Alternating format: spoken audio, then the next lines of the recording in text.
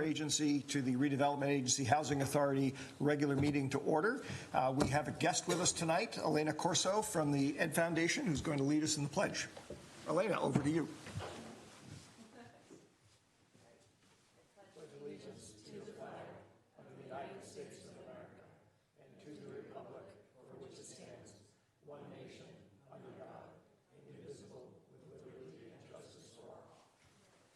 Thank you, Elena.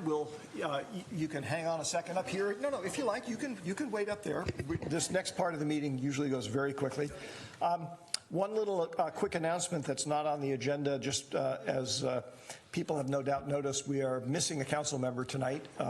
Adam Rack is going to miss a couple of meetings because he had some scheduled surgery that went very well. He is at home recovering last week, and he is currently expected to make a full recovery and will be back to the dais in April, which means, folks, that we have just one more meeting in order to assign him whatever task it is that we assign to people who don't bother coming to meetings. So do we have any changes to the order of the agenda from the dais or from staff? Nothing from staff this evening, Mr. Mayor. Thank you, Jeff.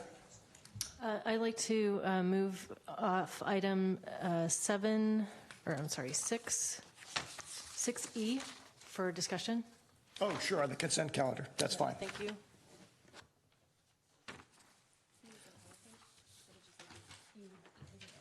All right. With that, we'll move on to our presentation from Elena about the Ed Foundation. Over to you. Well, thank you very much for having me this evening on behalf of the San Carlos Education Foundation. So we actually have a brand new video that we just finished producing that we thought would be great to show to you all tonight. So thank you, Crystal, for helping get it going. San Carlos is the city of good living. With a great climate, thriving downtown, and small-town charm, this is truly a vibrant and dynamic place to live. San Carlos is also an excellent place to learn, with innovative and core programs that are vital to an exceptional education. In fact, San Carlos schools remain strong, and test scores meet and, in some cases, surpass nearby districts with more funding. Unfortunately, state underfunding of our San Carlos public schools threatens our education system. The truth is, funding for California schools ranks near the bottom when compared to other states. And the San Carlos School District ranks among the lowest in per-pupil funding from the state when compared to others that feed into the Sequoia Union High School District. This funding disparity can be traced back to the passage of Prop 13 in 1978. That year, California voters changed the way our schools received funding with a measure that capped property taxes, resulting in a dramatic decrease in funding for public education. As a result, vital programs were cut. Recent increases in funding for public schools have only brought us back to 2008 levels of funding. To address this need, local parents support the nonprofit San Carlos Education Foundation, or SCEF. Each year, your donations to SCEF bridge the gap in funding and provide crucial help in maintaining educators for important school programs. Because of SCEF, our schools have funding for everything from smaller K-3 class sizes, technology, physical education, wellness programs, library and literacy specialists, and more. With your support through San Carlos Education Foundation, our district middle school students can choose from a variety of electives and seminars, including band, orchestra, art, design, as well as programs for counselors who provide social and emotional support. SCEF's guiding principle is that every child in every school deserves access to a well-rounded education. Each day, we work in partnership with parents and the community to support the academic growth of all students. When we invest in the education of our children, we invest in the future. The high-quality education our San Carlos children deserve isn't possible without SCEF. And SCEF isn't possible without you. Please, consider supporting San Carlos Education Foundation with a generous donation today. Very nice. By the way, was that your voice? No, it's not. Oh, We listened to several different people. had tryouts. We chose. Good for you. Apparently, I could be a voiceover person.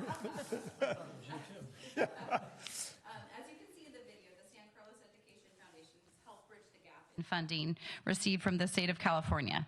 We truly believe that every child deserves a well-rounded education every day in every classroom.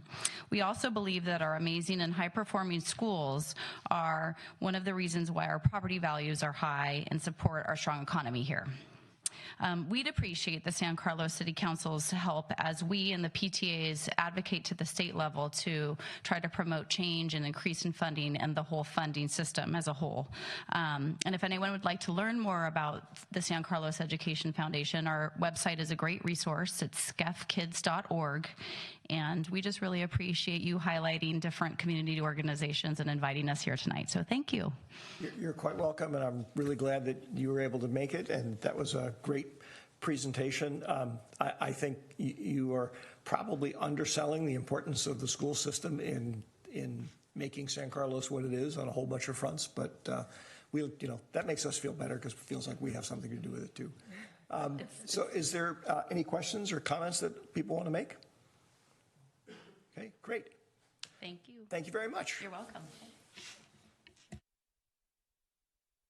All right, the next item on our agenda is public comment. This is for persons wishing to address the City Council on matters that are not on the agenda, not on the posted agenda. You may do so now. If you wish to make a comment on items that are posted as a separate item, you will have a chance to do that when that item is addressed. Crystal, I don't actually have any cards tonight, so I guess apparently there is nobody who wishes to talk on an item not on the agenda. So we will move on to the next item, which is the consent calendar. These are items that are enacted in mass by the council without generally discussion. And council members can, as you saw earlier, ask that an item be pulled off for separate consideration. And Laura, we have pulled 6E off, so we will address that separately. Is there anybody else who would like to pull any other item off? If not, I will entertain a motion for approval of the consent calendar. Mr. Mayor, I will move approval of consent calendar items A through C and E and F. Is that right? I think E got taken off. Is it E? I'm sorry, A through D and F. My apologies, Mr. Chair. I'll second. Thank you for the correction on the chair. No, just kidding. All right. Crystal, would you please call the roll? Councilmember Collins? Yes. Councilmember McDowell? Yes. Councilmember Parmer Lohan? Yes. and Councilmember Obert. Yes. All right.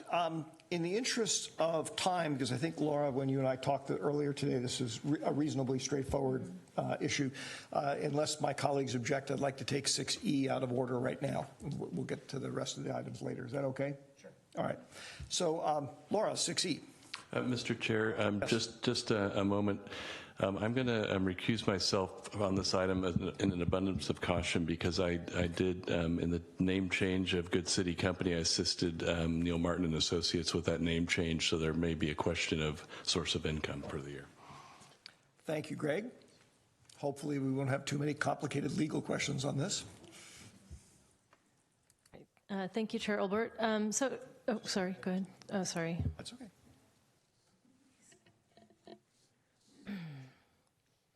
Okay, thank you, Chair Olbert. So I just wanted to just to have a quick conversation about the contract and our current staffing of this particular department, and wanting to better understand kind of what the thought process is about outsourcing it versus hiring full-time equivalents. And I think, Jeff, you can maybe address that. Sure, thank you. Be happy to touch on that subject. Years ago, virtually all the positions within the planning department were contracted through Neil Martin and Associates, and had been that way for quite some time. There are obviously lots of ways to staff different departments. We have what I would consider to be a hybrid. About 2/3 of the folks in the department are on staff, and about 1/3 are contractors. Contracting in a small city in particular gives us the flexibility to be able to bring in specialists, people with specific experience to be applied towards different projects. It's something you see us do a lot in public works, also in legal services, where we bring in specialists all the time to work on different projects.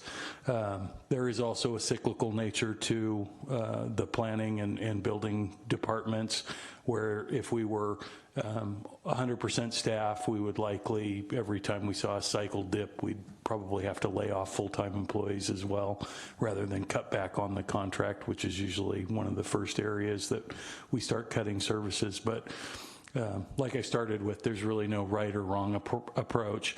One little additional piece of information that relates to this is that PERS has pretty strict guidelines on what constitutes a contractor, so we're always taking a look at that issue to make sure that we're not crossing the line and using contractors as employees to circumvent paying into the system or those types of things. So be happy to answer any more questions you might have. Thank you, that's helpful. Is there also some benefit, just given the size of our city, that by outsourcing these services that we end up with a broader breadth of expertise than we would if you were to have to, if we did a full-time equivalent approach? Absolutely, because it allows us to go out and get specialists with specialized experience for different projects, and it also allows us the ability to backfill permanent positions when we have vacancies, so that we can quickly bring people in so we can continue to process the work. It can take upwards of 6 to 7 months to do the advertising, conduct a recruitment, and get somebody actually started in the city. So those are other elements that are beneficial. By the way, I presume you meant regular positions. Regular, yes. Thank you. That addresses my question. Well, I will, anybody else have any questions, other questions? I will entertain a motion to act on item 6E, and since you have to read the entire motion in order to make it, Laura, I think you really ought to do it. This is the prize I get for pulling it out.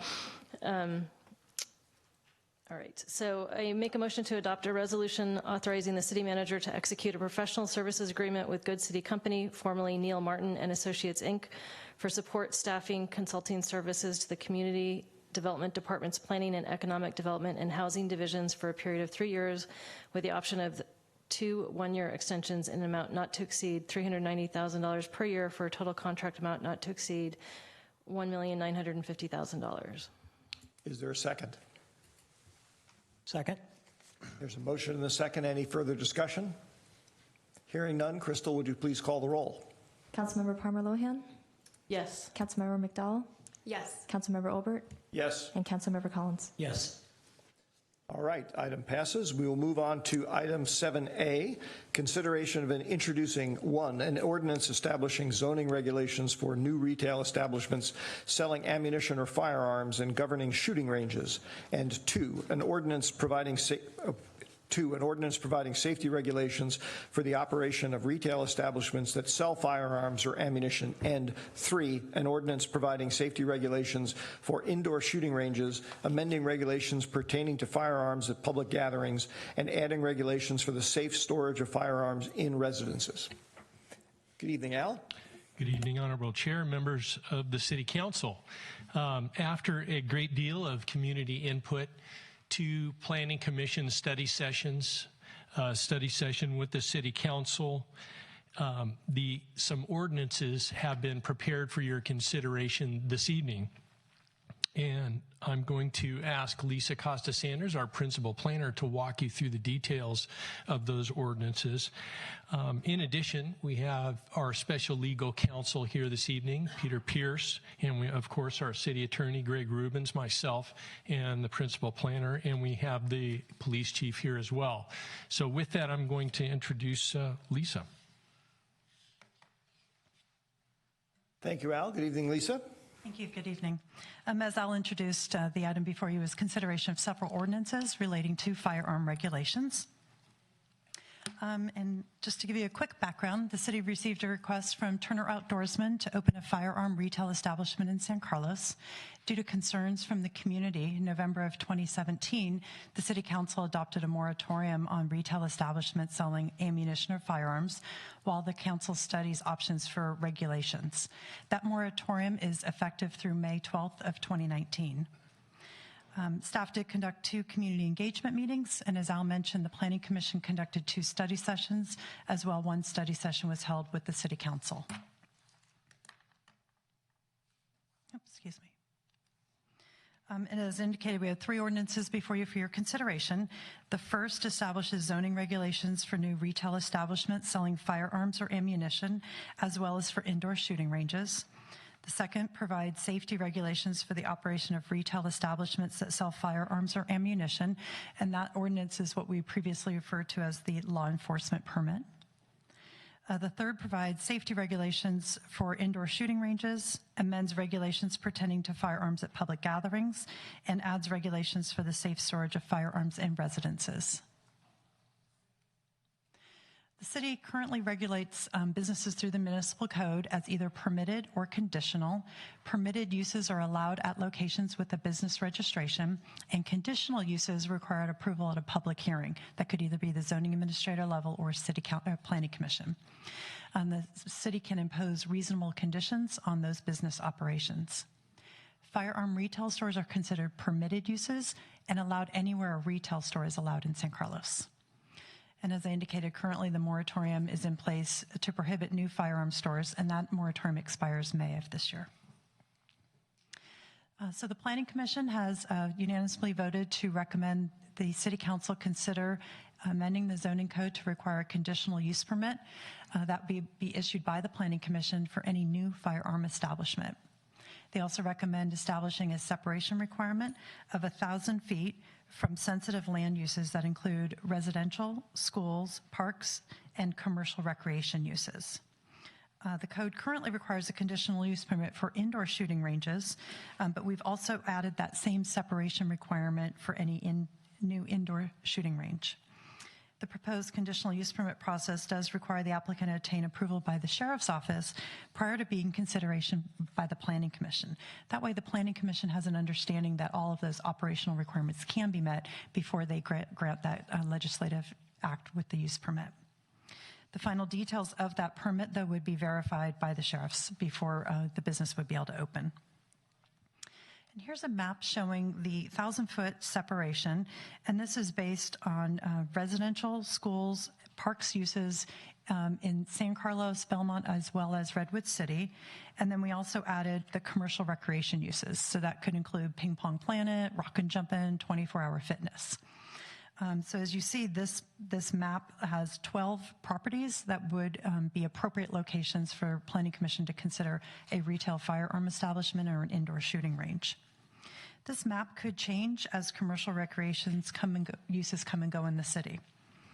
The council could adopt the map as a figure to be included in the zoning code. We have a very similar situation with our adult entertainment recreation uses. There's a map that's established in the zoning code that indicates these are the locations where you can have that type of use. And then you also still need to do that radius distancing to confirm that there's no other sensitive uses within that 1,000-foot distance. So we've prepared that amendment in front of you as a desk handout item, which is a change to Exhibit E for the zoning code amendment to add this map as a figure in the zoning code as the location where these businesses, commercial recreation businesses, could change over time, and this would limit it to these properties only. So that's changing the ordinance that's in your packet is page 47, as well as Exhibit E, the text of the zoning code, to add that map reference, and that's starting on your packet page 75. So what we're showing is the new language is highlighted in yellow in front of you. I'm now going to hand it off to Peter Pierce, and he'll go over the other two ordinances.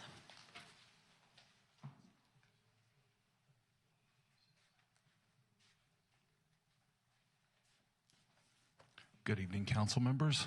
So I want to talk first about the law enforcement permit ordinance that would apply to establishments that sell firearms or ammunition. The law enforcement permit, as the council knows, is really a safety issue. It's a safety permit. And so what this allows is law enforcement to do background checks, not only of the applicant for the permit, but the applicant's employees, anyone who would work in the store. A background check would be performed on them as well.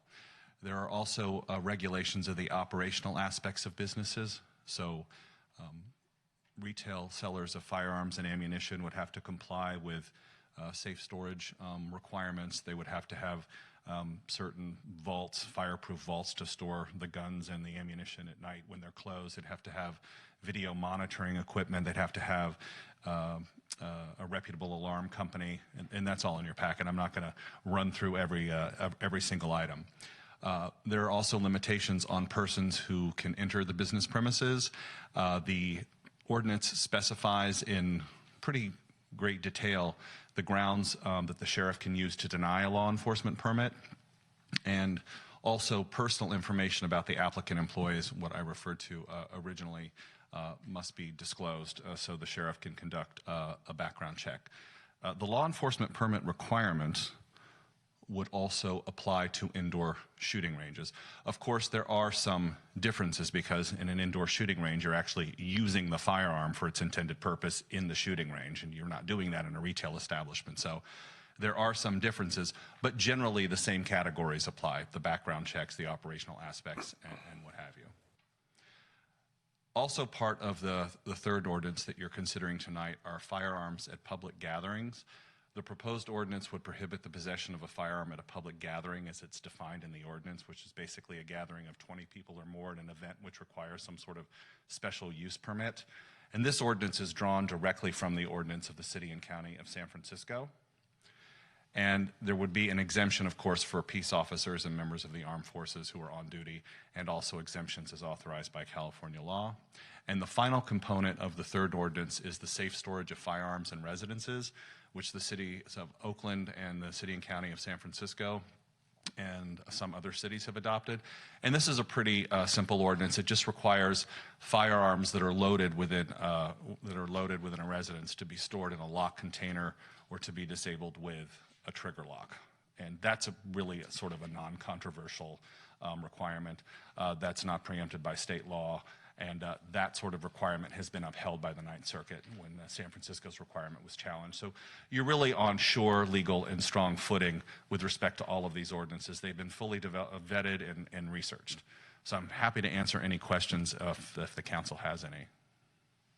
Thank you, Peter. Sure. Questions? Oh, I'm sorry. Looks like you're not done yet. Oh, I'm That's not finished. okay. Yes, okay. So these are the comparator cities that we looked at in case the council has any questions. So as you can see, there are several jurisdictions. Let me go back. They're all on one slide. Okay. There are several jurisdictions that require a use permit, and that is a zoning type of permit.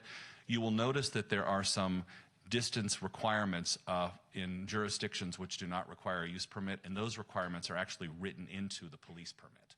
So some cities have decided just to require a law enforcement permit and to include the distance requirements in there. Other cities have gone the route that we're recommending San Carlos go tonight, which is to have a separate conditional use permit requirement from a zoning perspective. And then you can see that the jurisdictions that have the safe storage, Oakland, San Francisco, and San Jose. And then, as I mentioned, San Francisco has the prohibition on the possession of firearms at public gatherings. So those were the Northern California jurisdictions, with a few Southern California peppered in there that we focused on. Thank you, Peter. I noticed there's one more slide. I think That's okay.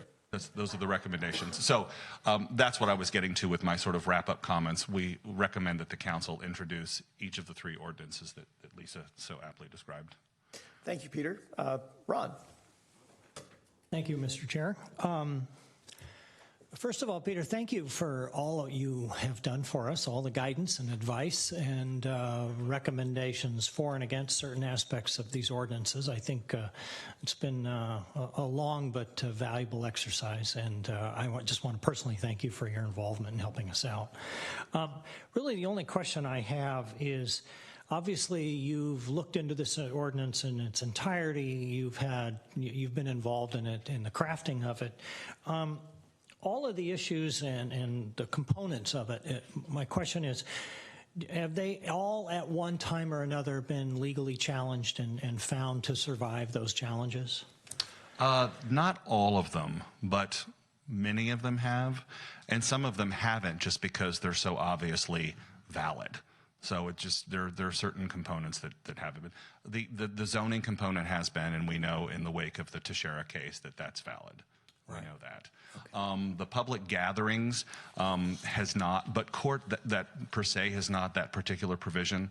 But we know that courts are very sensitive to firearms in places where there are large crowds. And the Nordike case sort of bore that out when the county of Alameda prohibited the possession of firearms on county-owned property after a shooting at the county fair. So I think that is that's sort of been challenged in another form. The safe storage requirement in the home, as I mentioned earlier, that was directly challenged when the city and county of San Francisco was sued, and that was upheld. The one part of the 3rd ordinance that really hasn't been challenged is the regulation of indoor shooting ranges. But we do know that there's a Second Amendment right to practice your craft in shooting and to be proficient in firearms training. And this ordinance is consistent with that.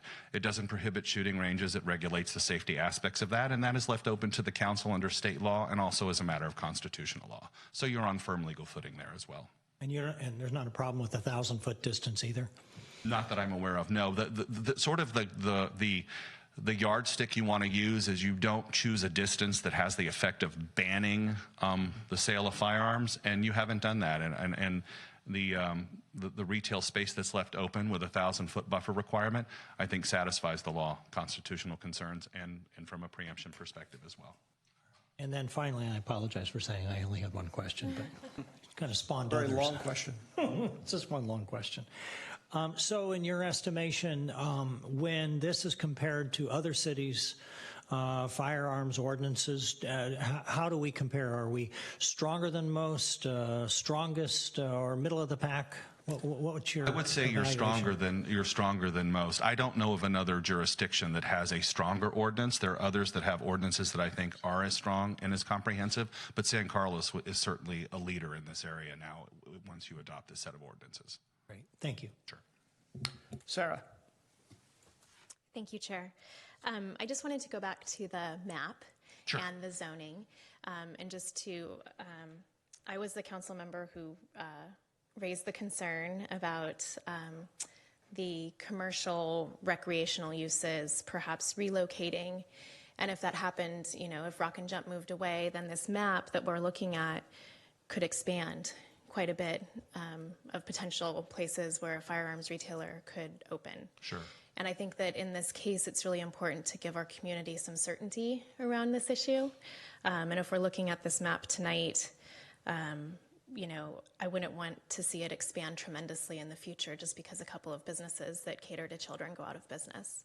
Sure. So that's where my concern came from. I'm just wanted to check in with you to make sure that if we were to lock in this map as we have it here tonight, are we on solid legal footing with that, or do we open ourselves up to potential lawsuits as well? Is this enough? I think you're on solid legal footing. Absolutely. Yeah. Okay. Great. I have a question for the chief. But if you guys want to finish questions for no, council. that's fine. I'm sure the chief would be happy to come forward.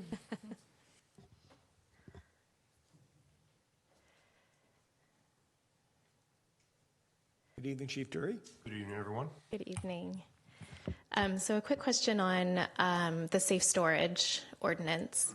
I noticed that the penalties going forward are fairly steep, but there's a fine or potential jail time. So Correct. I'm wondering what community outreach we can do to notify our community that these, this ordinance is in effect, and what can we do to distribute trigger locks and bring everyone up to speed on this issue? Well, we can there's many programs, grant programs, where we can distribute free trigger locks for a certain amount of time. There's different programs we can get those locks. And as San Carlos, as you know, we do a great job with postcarding, and we do a great job with the website. So I don't think advertising and really getting the word out there would be difficult. So, but I know there's many different programs where we can get free locks for the guns. Okay, great. Thank you. Okay. Laura. Thank you. So I'm not quite sure who this question would go for directed to, but I wanted, in reviewing with respect to the inspection by the sheriff that would happen on a semi-annualized basis, I was just wondering what type of documentation would be captured at that time, and if there's a finding, in other words, a deviation from what and their retail locations out of compliance, would a corrective action request be made, and how would we handle that aspect of this? Is that something that needs to be prescribed and written out into the ordinance? The ordinance allows the chief to recommend revocation if all of the conditions are not satisfied in an annual inspection. So if there's one condition and the applicant's fallen out of compliance, then the chief can recommend a revocation. You'd have a revocation hearing. And is there a time limit that's imposed depending upon what the deviation is? I don't recall independently whether there is a prescribed timeline in the ordinance. Is that something that we should consider including, just so that we're setting expectations that we would expect things to be corrected within a certain period of time, or? I'm seeing if it's. I'd want to look at the details of the ordinance before I answer that, because it may be in there right now. Anything else? I think I'm good for now. Okay. I had a few questions, some of which dovetail off of things that have already been asked. But Peter, you're lucky. I think most of them don't involve you. Oh, good. Well, I will go and Ron do my said, homework. Thank you for your efforts on our behalf. And I'm glad we didn't actually have to use your real expertise. So on the subject of regular inspections and sort of following off what Laura was just talking about, I think this is probably a Jeff question. Our philosophy, broadly speaking, about zoning and use regulations tends to be, I would describe as we try to work with people to get them in compliance. And I fully support that as a notion. This particular area, personally, I would rather have, I don't want to make it so that there's no flexibility at all, but I really would prefer staff not be too flexible, even as flexible as they normally are in dealing with code violations on something like this. Has staff thought about that? Is it possible to ramp things up? I mean, obviously the council itself would have, it's not just me, the council itself would have to agree to do that, but is that something we could feasibly do? Yeah, I think so, and I think there's a component of this question that Greg might want to weigh in on as well. We would certainly be able to provide our usual flexible approach in the beginning before a business opens, just to make sure that, everything is in order. And if it takes them longer to comply, then that simply means that it'll take them longer to be able to open to the public and provide those sales. But in terms of the ongoing operation, yeah, there will be, instant communication between the police department and the city manager's office and the city attorney's office, so that we can go in and either insist that an employee be removed from a business if it's discovered that they've had a violation or an event occur in their background that no longer qualifies them for that type of sensitive position, or if equipment has not passed a test. And we're used to doing that when it comes to public works and development projects in the community. When we're forced to shut down a project, we'll do that to make sure that they're in compliance. Our primary concern is always the safety of the public. And while we'll be nice and will be responsive on our end, so to make sure that the deficiency isn't happening at City Hall. If they can't comply, there will be consequences. Okay, fair enough. Greg, did you want to? Yeah, I think the code's pretty strict in its language, really, about obtaining a permit for, and if they don't comply with the provisions that justifies a denial, that triggers a process that's appealable. But we would definitely. Because of the way the ordinance is set up, we would be pretty aggressive and directive on the issuance of the permits or the revocation or denial of the permit. Okay, thank you. Just for the benefit of all of my colleagues, because our standard procedure is, in fact, to be reasonably flexible. In fact, we probably have all heard on occasion in land use situations where some neighbor thinks that we're being too flexible with something that's happening at a development site. That's why I was raising this question. And if there's anybody else who feels that in this particular instance we would like staff to be firm, it's a good time to say this. Pardon, I just wanted to answer Councilmember Palmer Lohan's question. The sheriff can revoke a law enforcement permit if there's a violation, and within 10 days of the revocation, the owner can request a hearing, and then once that hearing is requested, the sheriff has to schedule the hearing within 30 days, and then the sheriff will hear the appeal, and then a decision has to be issued 14 days after that. So that's the timeline that's built into the ordinance. Sure. Thank you, Peter. Lisa, I think my next question is for you, and it involves the map, which fortunately happens to be up on the screen right now. So I just want to make sure I understood the gist of the amendment revision that staff provided. So as I'm understanding what you said and me reading through it here, basically what it does is it says part of the code are these areas, plus if when somebody in the future applies, there's a separate analysis done of the 1,000-foot, and it's sort of the intersection of these two. So it's yes. Okay. Then thank you, Peter. Turns out I do have a question for you.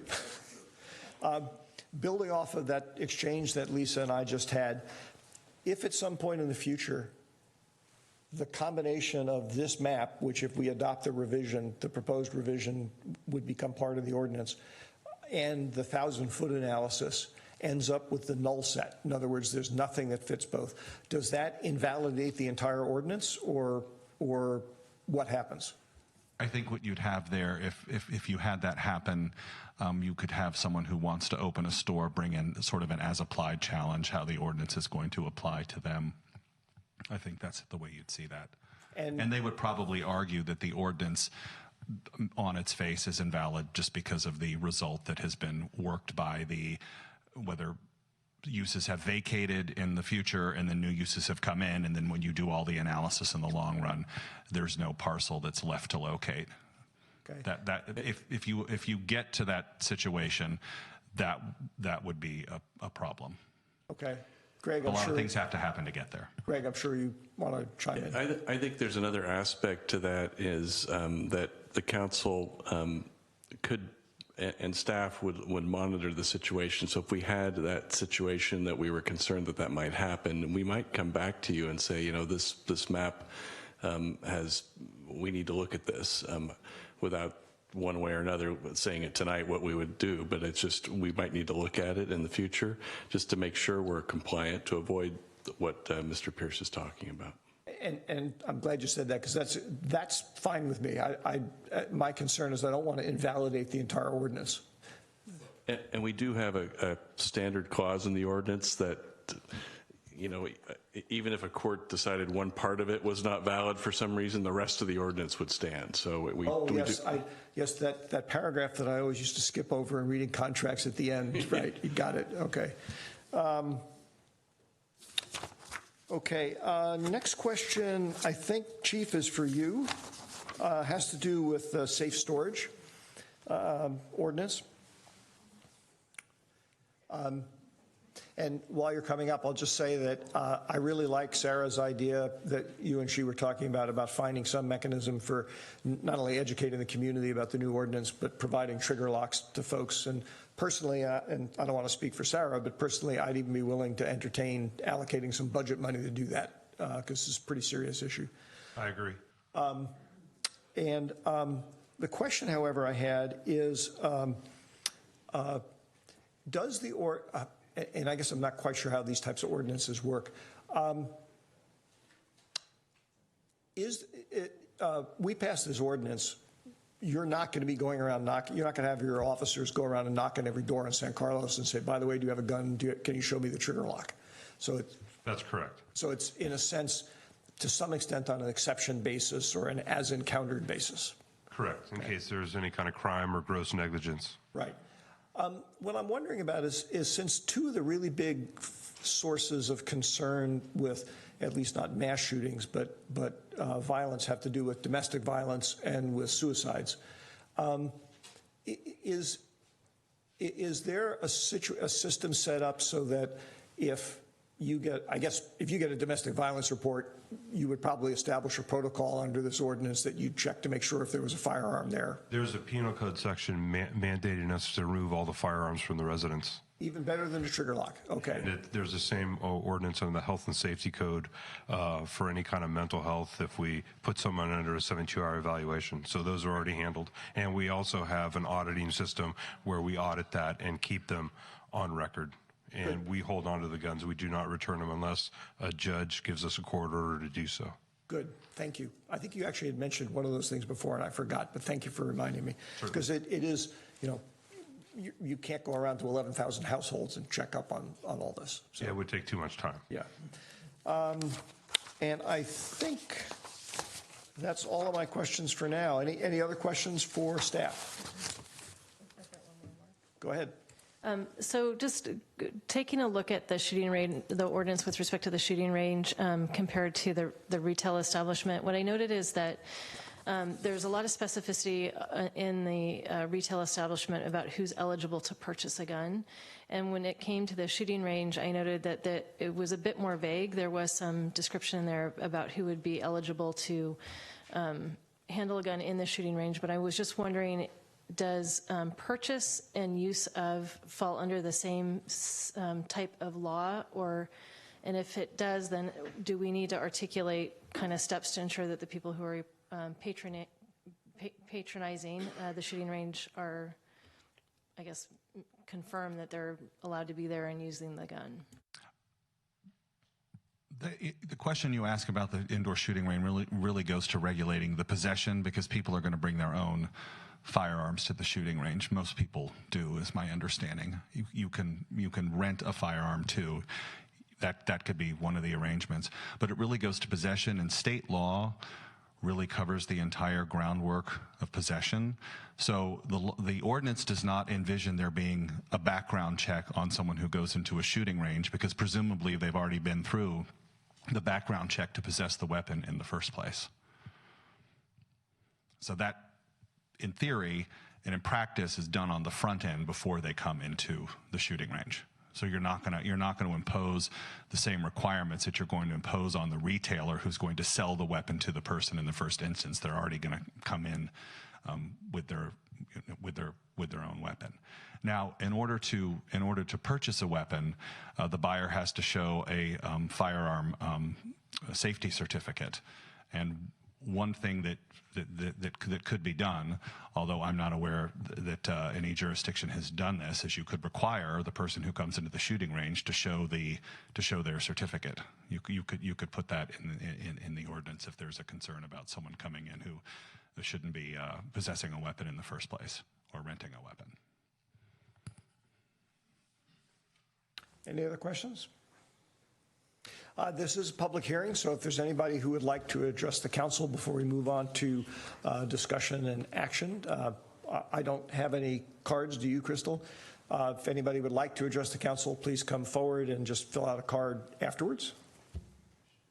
Okay, seeing none. Before we move to motion, Greg, I have a quick procedural question for you.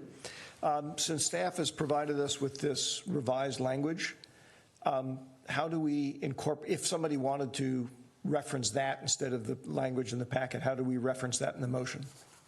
Well, we have a modified ordinance for the amendments to the zoning code that has an additional finding, and there's a little typo in the finding that we'll fix, but that's the ordinance you want to introduce, so you would want to reference that ordinance, and you could reference it by saying the revised ordinance presented tonight, and we'll know what you introduced.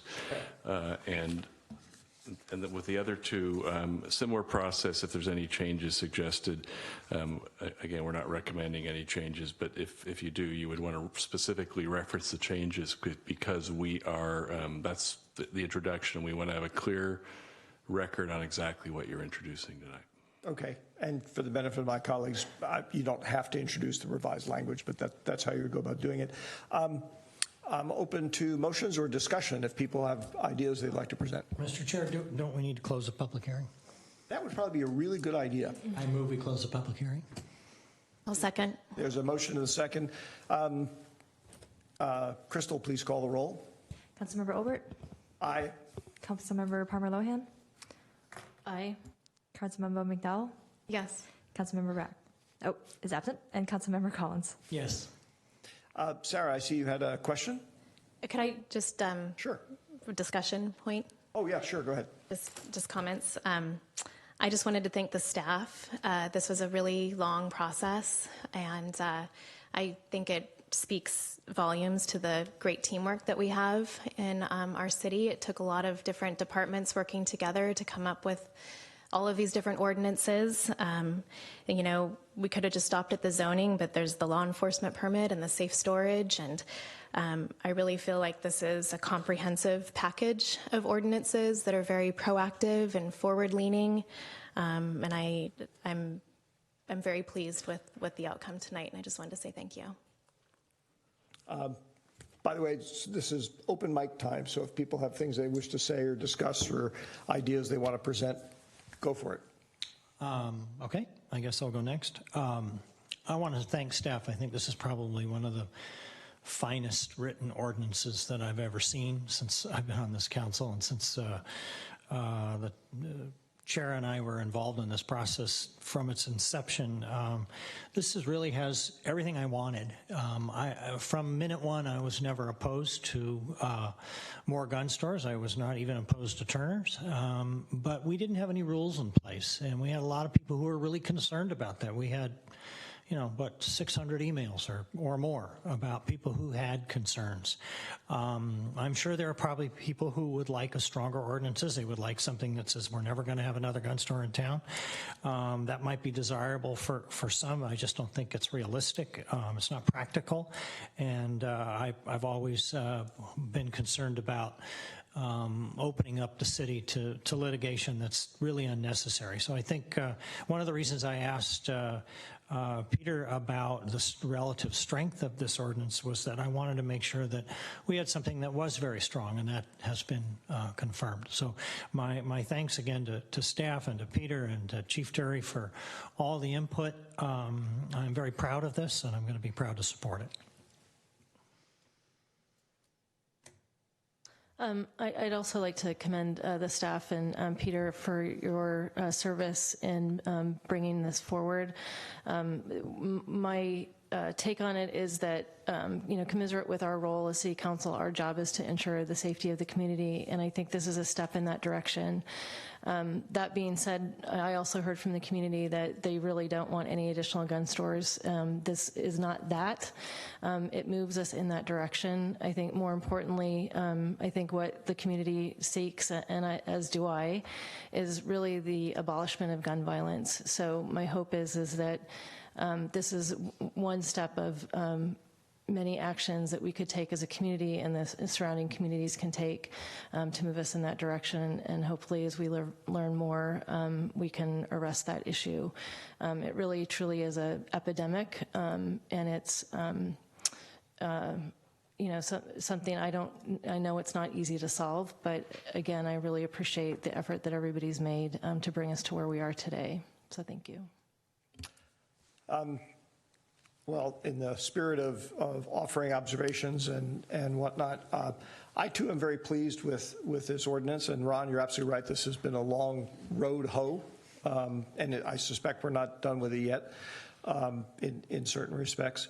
And I'm definitely going to end up supporting it. I'd be interested to see if anybody has any tweaks they wish to make to it. I have a couple of things I'm going to bring up, not about the ordinances themselves, after we're done with that. They're more in the nature of agendizing future discussions. But I do want to make a couple of points, just so one of them is a point under what I call the no surprises rule, because I don't like surprising the community. Jeff and I talk about this all the time. We try not to surprise each other. And that is this ordinance, the set of ordinances that we're adopting or we're considering adopting, they're actually not going to stop additional gun stores from opening up in San Carlos. Granted, the way the map is set up, Turner's would not have been able to open where they had sought to open, but there's nothing in here that's going to stop additional gun stores from showing up. While I don't know for a fact, my sense is that probably an outfit like Turner's, they probably either follow or could easily follow all of the rules and regulations that we've put in here, because they are reasonable. That's the whole point of them. They are reasonable regulations. So I don't want anybody to be surprised if a gun store does come forward, because we're not blocking them. What we're doing is regulating them. That's fine. We're doing a better job, as Ron said, of regulating them than we have heretofore, but we're certainly not stopping them. And the other point I want to make, just sort of as a general comment, is, and I really do respect my colleagues being concerned about the risk of litigation and exposing the city to, what was the term you used, unnecessary litigation or unavoidable litigation or something. I really do respect that. We have a finite budget. We like to do other things with it rather than defend ourselves in court. But I do want to, I guess, remind the public that when we take that approach, which we do on your behalf, we are effectively conceding a tremendous tactical advantage to the people like the NRA and whatnot who wish to have more and more gun stores. And the tactical advantage is basically that we've drawn a line in the sand and said, well, we're not going to go over that line because we're concerned about what you might do to us. And as anybody knows from dealing with aggressive individuals, once you establish that, they know that that's where you are, and they know that they can push you around more easily. So I'm not proposing that we do anything different. I'm going to vote for this. But sort of a message to the community, if you feel that we haven't gone far enough, that's, I would suggest, where you need to push. You need to make people understand. You need to make your elected officials understand that you, to some extent, are willing to push back a little bit, because then maybe you'll get a little bit more of what you want. I still have not heard anybody make a motion, but I'm open to that or other comments or whatever people would like to say. I'll make a motion. But I just wanted to confirm with Crystal, if I read the motion as written, it includes the new zoning amendment? You should say, Add the language, yeah. you should say the language as revised this evening. Where do I say that? That would be on it's on the third item, correct, Greg? On this thing? It's the first one. Sorry, it's the first, you're right, it's the first one. And I think, as we have done in the past, we're going to do this one by one. Yeah, right? you should do Okay. three different motions. And I would suggest that when you introduce under the first item of 7A, you just say as revised, as presented this evening in the revised ordinance. Just add that sentence or add that clause to your Before motion. she reads anything else? Just as she's reading the motion to introduce, just add that at the end. So At the end. Yeah, as revised. As presented this evening. Yes. And revised. Okay. I move to introduce ordinance number 1540. 1540, an ordinance of the City Council of the City of San Carlos adopting amendments to the San Carlos Municipal Code, Title 18, Zoning, consisting of modifications to Chapters 18.05, 18.06, 18.07, 18.09, 18.23, 18.40, and 18.41, requiring a conditional use permit for establishments selling firearms or ammunition and for shooting ranges, and establishing a zoning map restricting the location of such uses and a distance requirement within the City of San Carlos, as presented this evening, which was revised. Is there a second? Second. Motion and a second. Any discussion or comments? Hearing none, Crystal, call the roll, please. Councilmember McDowell? Yes. Councilmember Collins? Yes. Councilmember Obert? Yes. And Councilmember Palmer Lohan? Yes. Motion passes. Anybody wish to make a motion on the second item? I think Sarah's on a roll, so. Sorry, Sarah, I didn't mean to interrupt your momentum. Okay. I move to introduce ordinance number 1541. 1541, an ordinance of the City Council of the City of San Carlos, adding Chapter 5.13 to the San Carlos Municipal Code to adopt licensing and security requirements for retail establishments selling firearms and ammunition. Is there a second? Second. Motion and the second. Any further discussion or comments? Hearing none, Crystal, please call the roll. Councilmember Obert? Yes. Councilmember Palmer Lohan? Yes. Councilmember Collins? Yes. And Councilmember McDowell? Yes. We're waiting, Sarah. Should I stay? Okay, I'll keep going. I move to introduce ordinance number 1542. 1542, an ordinance of the City Council of the City of San Carlos, adding Chapter 5.14 to the San Carlos Municipal Code to adopt licensing and security requirements for shooting ranges, adding Chapter 8.18 to regulate the storage of firearms in residences, and amending Chapter 9.24 to prohibit firearms at public gatherings. Is there a second? Second. Motion and the second. Is there any discussion? Hearing none, Crystal, please call the roll. Councilmember Collins? Yes. Councilmember Palmer Lohan? Yes. Councilmember McDowell? Yes. And Councilmember Obert? Yes. Motion passes. And Crystal, I have to tell you, I keep being confused not being last. All right. I mentioned before we move on that I had a couple of items that are more of an agendizing nature to see if anybody wants to agendize either of these two items. Greg, these are the things that I talked to you about earlier. The first of these is, as I had mentioned some time ago when we first started talking about this, part of the reason that we've been advised that we can't go or shouldn't go further down the line of regulating the actual number of gun stores that we allow in the community has to do with a court ruling which showed or declared that the state of California had preempted that prerogative from local government to itself. What I've done basically is I've drafted a letter which I am going to be sending, at least over my signature, just speaking as myself, not on behalf of the council, to the governor and to Assemblymember Mullen and to Senator Hill, basically asking them that they please take what steps are needed to revise state law so that local governments do in fact have the ability to regulate the number of gun stores within their jurisdictions. So I'm going to, is it okay if I distribute copies, Greg? Yes, you can distribute it as informational item, but I think I discussed this earlier. I just want to have a chance to kind of look at the case that you're citing and make sure that you're, I'm using a golf metaphor here, teeing up the issue in a way that will maximize your chances of getting a response from the legislature. Okay, well, that's fine. I mean, I did incorporate the comments based on what you had sent me in the email today. So you're welcome to look at it again. So I will hand these copies out. As Greg was just indicating, we can't act on this tonight, and whether or not anybody wishes to join me in signing this or not at some point, I will leave up to you. I will point out that if at some point more than one of you wish to sign this, then we have to agendize it, because at that point it would become, despite my disclaimer in the opening paragraph, it would become a council communication as opposed to just the communication by individual council members.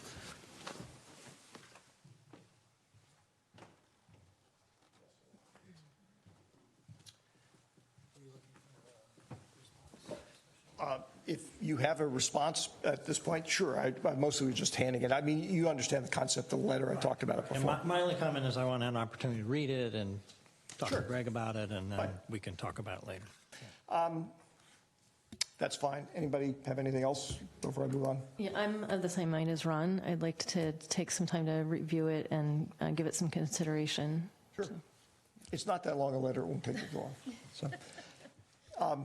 Can't promise, can't vouch for how clearly written it is. I understood it, but that's because I wrote it. The other topic I wanted to bring up of an agendizing nature is I had a fairly extensive discussion with Greg, and through Greg with Peter, because Peter and Greg have been talking about it. It was sparked by one of the language in the ordinance that we just passed about basically prohibiting the carrying of firearms at, I'm going to summarize this, Greg, at community events. Okay, loosely defined. Read the ordinance for more details. And the thought that struck me was whether or not that concept, which I was not even aware had not been part of California law, I was surprised that we actually had to adopt it, whether or not there was a way to extrapolate that and create an ordinance that would define think of it as a safety bubble around a community event. And to be quite frank, my thinking about that was driven in large part by the horrific events in Las Vegas, which happened around the time that this whole thing with Turner's came to the fore. And the notion is that community events are potential risk factors for this type of violence, not just for people wandering in the crowd, but for people nearby. Without going through all of the discussion that I had with Greg, it's a relatively complex situation. It is one that it is far less clear, or I shouldn't say far less, it is less clear than the ordinance we adopted about what kind of constitutional avenues we would have to navigate. So the idea that I wanted to see if there's any interest in is whether we should ask staff to go out and come back with an estimate of what it would cost to try and hire some legal consultants to talk about whether or not we could find a way, whether or not there is a way to in fact create some kind of safety bubble around community events.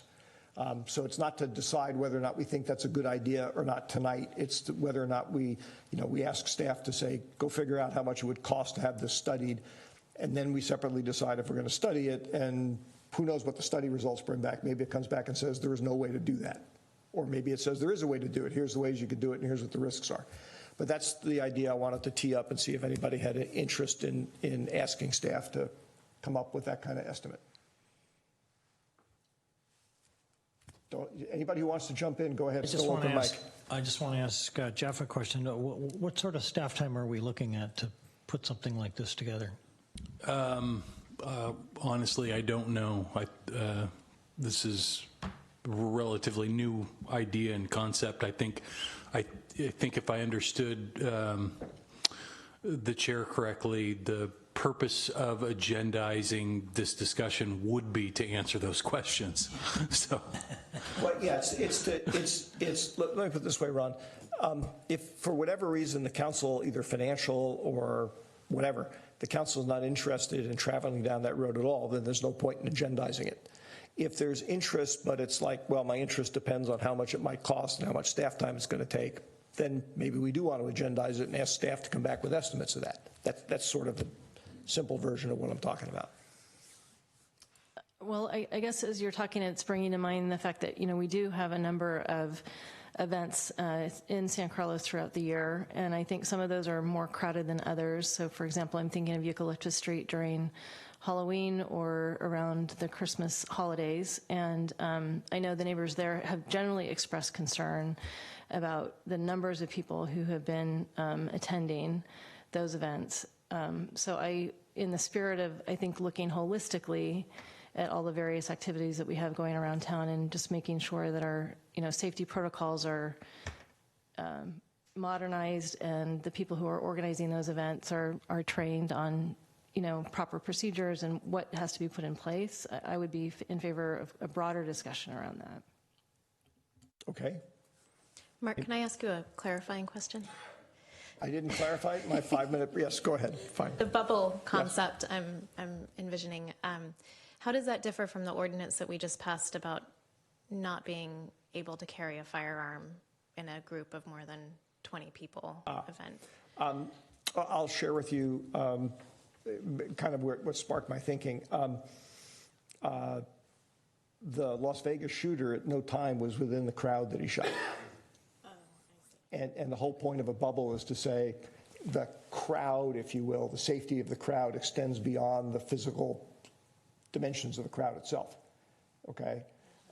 Now, that right there is, I mentioned that it's a constitutionally more complex topic, and the reason for that is because if you expand a bubble and you do it sort of blindly, you could end up running over, for example, perhaps the bubble encompasses somebody's home, and they have a constitutionally protected right to have a firearm in their home. They may have it in a trigger lock and follow all the rules that we have. That's part of the complexity, and that's why it's not something. I was originally planning on making it as an amendment to the item tonight, and that's why I didn't, because it may not be feasible of doing, but if it is feasible, it's going to take more work to figure it out. I'm trying to see if we have an interest in doing the work to see if we can do something. Not we ourselves, but hire somebody. So I'm hearing one person expressing support. When we talked about had our inside baseball meeting, we indicated that would be sufficient to agendize something, but we also said that that was subject to not having people who, for whatever reason, really would prefer that we focus on other things. So. Well, I'll tell you, it's something I want to give more thought to. That's all. I might support it, but I want to think about it some more. It's an interesting idea. I want to find out a little bit more about our, this ordinance that we've just passed, and I want to see. I think I've got some more questions that I want to ask before I'm ready to support it. Well, I tell you what, if it's okay with everybody, as I said, even though there was support from both Laura and I, why don't we table it and people can do some more cogitation, and I'll bring it up again at our next meeting. Fair enough? Yeah, sounds good. Okay. All right. Oops, turn the mic off. So with that, we will move on to item 8A, consideration of setting a public hearing on May 13th, 2019, pursuant to Proposition 218, to consider a 4-year increase in residential and commercial wastewater rates and introduction of an ordinance amending San Carlos Municipal Code 1302.160, sanitary service charges and fees established. Good evening, Steve. Good evening, Mr. Chair, City Council members. Stephen Machida, Public Works Director. So we're bringing back the kind of the rate analysis following our sewer rate study session that we had last meeting. We are recommending an annual increase of 4.5% over the next 4 years. We strongly feel that the 4.5% will adequately cover our costs, basically our CIP program, as well as our operation and maintenance, as well as fund our proportionate share of the Silicon Valley Clean Water Program. Additionally, putting the 4-year rate increase over the 4-year period, actually put the city in a better position for future grant funding, bonds, loans, and other funding mechanisms. However, we're not here tonight to really discuss the actual rate itself. It really is to set the public hearing for your consideration of the rate increases, as well as approving the Proposition 218 notice. So with me, I have Alexander Bartles-Wells. He's here again to actually give you a little bit more of the details of the rate increase. And so I would like to turn the presentation over to Alex. Thank you, Steve. Good evening, Alex. Welcome back. Good evening. Thank you. Nice to see everybody again. I'm going to cover some of the same ground I covered last time. I'm going to try to do it a lot quicker. So if I skip over things too quickly, happy to go back and provide a little more detail.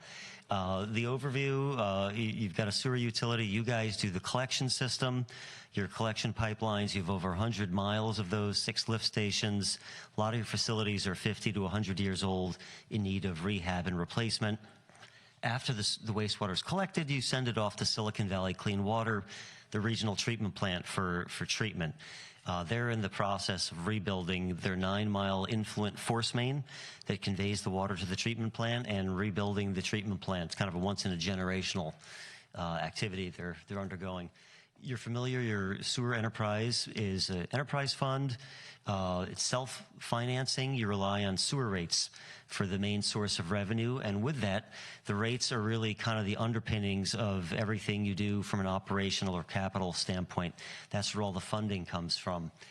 This agency has done a very good job, from my perspective, in looking forward and raising rates as needed to fund your operating and capital needs and stay on top of the funding needs of Silicon Valley Clean Water as well.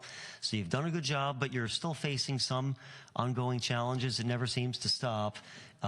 Number one, I would suggest, is the regional treatment plant.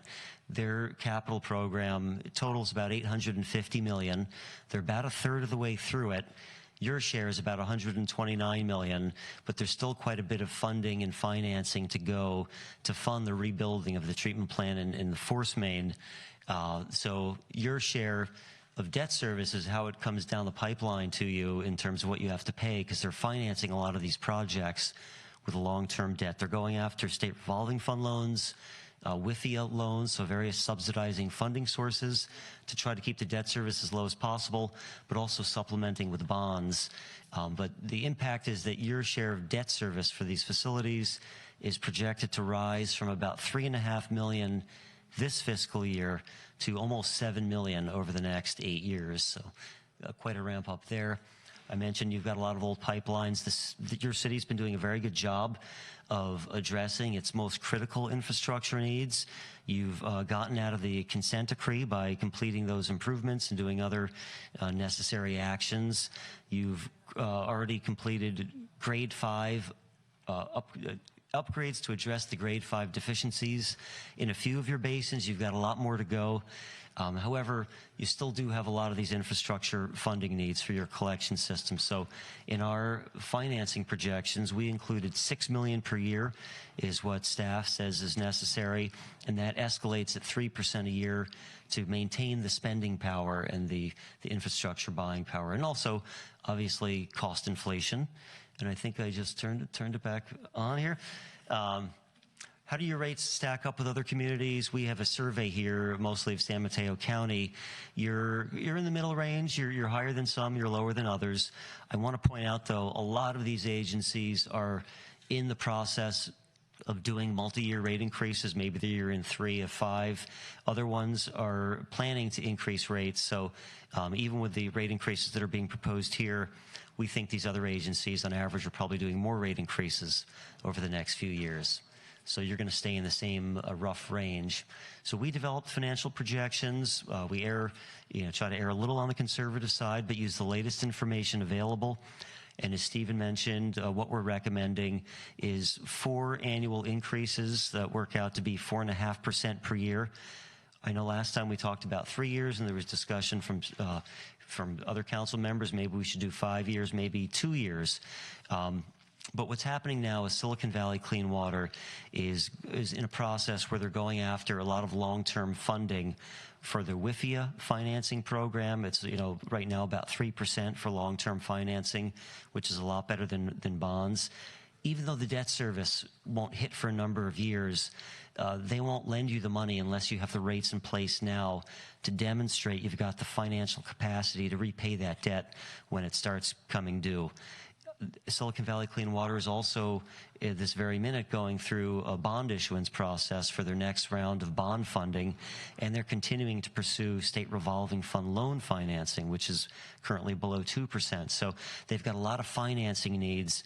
We're recommending a little bit longer term, and this was after some additional deliberations by staff after the workshop, that it just gives you a little more financing capacity in order that you can demonstrate that you've got the capability to repay this pending financing that Silicon Valley Clean Water is going after. The other thing I wanted to mention is this is an overall 4.5% rate increase recommendation. The first year, there are some minor tweaks to the rate structure to realign rates with the cost of service and demonstrate compliance for Prop 218. This chart here just shows graphically what's happening with future expenses. Most things are escalating kind of, we'll say, at an inflationary basis, except the light green bar, the second to the top, you'll notice bumps up from $3.5 million to almost $7 million. That's as the new debt service from Silicon Valley Clean Water comes online. So those are the kind of the big bump ups. In addition to the increases, I mentioned we've done some updating of the rate structure. It's very minor. We've already kind of revisited the rate structure in prior years and looked at various alternatives. So what's being recommended is really just a minor realignment. The way your rates work, residential customers pay fixed rates. It used to be everyone paid the same rate per dwelling unit, but going back to a prior rate study, there's a change where now multifamily dwelling units pay a little bit of a reduced rate, about 86% of the single family rate. Your commercial customers pay volumetric rates, with the rates varying based on type of commercial business and the strength of wastewater that they put into the system. In the past, they had a minimum charge that was equal to the residential rate. Going back to the prior rate study, that minimum charge was reduced to 75% of the single family rate. Why having them pay a minimum fixed rate? It's because a lot of the system's costs are fixed, so you want to make sure everyone's paying in something towards the cost of maintaining the capacity in the system on behalf of all the customers. Your community collects the charges on the annual property tax rolls, so you're only getting the revenues twice a year. And the other change that happened was back in 2016, the implementation of a low-income discount program. You previously had one for the solid waste rates, and this was continued on to the sewer rates starting a couple of years ago. So that's out there for the homeowners to apply for and get a 10% discount. And my understanding is not everyone who can take advantage of that is currently doing it. So that's going to be announced again in the Prop 218 notice. Here's the specifics of what the proposed rates are. And we broke it up into a couple slides here, so it's not too many numbers on one slide. But with the 4.5% rate increases and with the minor changes of the rate realignment, the single-family rate would go from $1,175 per year and change to about $1,400 per year and change. And you can see I won't read them all here, what the other customers would do. This table here shows the second half of the rate table. Your institutional customers are on the top and the industrial customers on the bottom. Again, the institutional is treated like commercial. They pay volumetric rates subject to a minimum. And the industrial customers pay specific charges based on their flow and loadings into the system. And that's perhaps where more of the change is coming in the rate structure. There's a little more of a bump up in the underlying unit rates for the wastewater strength. That's impacting all the rates out there.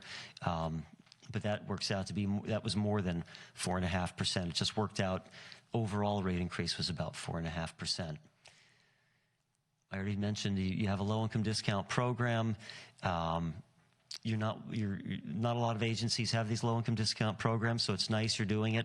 Unfortunately, you can't fund this by having some customers subsidize other ones, so your city is very generous in applying some city general fund monies to help provide that discount. In terms of the process, we had the rate workshop a couple of weeks back and got some good input and questions from council.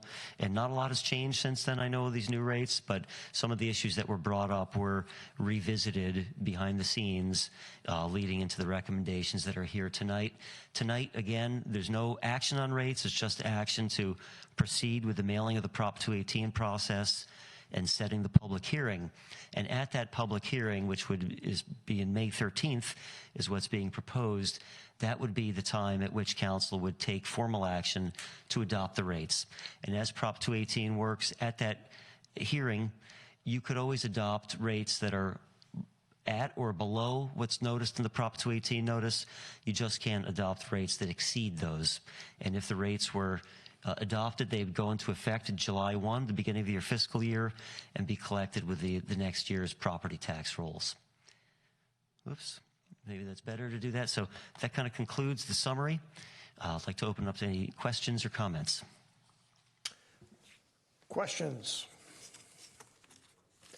I had one. Oh, go ahead, Ron. Thank you, Mark. So I was looking at these numbers, and I was noticing that, 4.5% rate increases for a while, and then it looks like they jump up to 6.9 and then 6.9. Is that right? No. Or is that just the increase in total revenue? I think that 6.9 is an increase in, that's what the debt service I think you're referring to. The debt service for your share of capital improvement financing costs for the Silicon Valley Clean Waters capital program.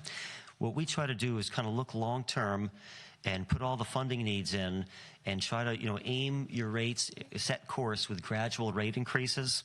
So it's kind of, so you're not going years with, no rate increase, then a 15%, then 0, then 12, but to have kind of a steady gradual increases. And it looked like those 4.5% rate increases would be the course that would take you out for the next 4 years and beyond, understanding that you'll come back and revisit these numbers and build in whatever future updated information is available. And it could mean you next time you come back, you're setting course a little differently, a little lower, a little higher, depending on what happens.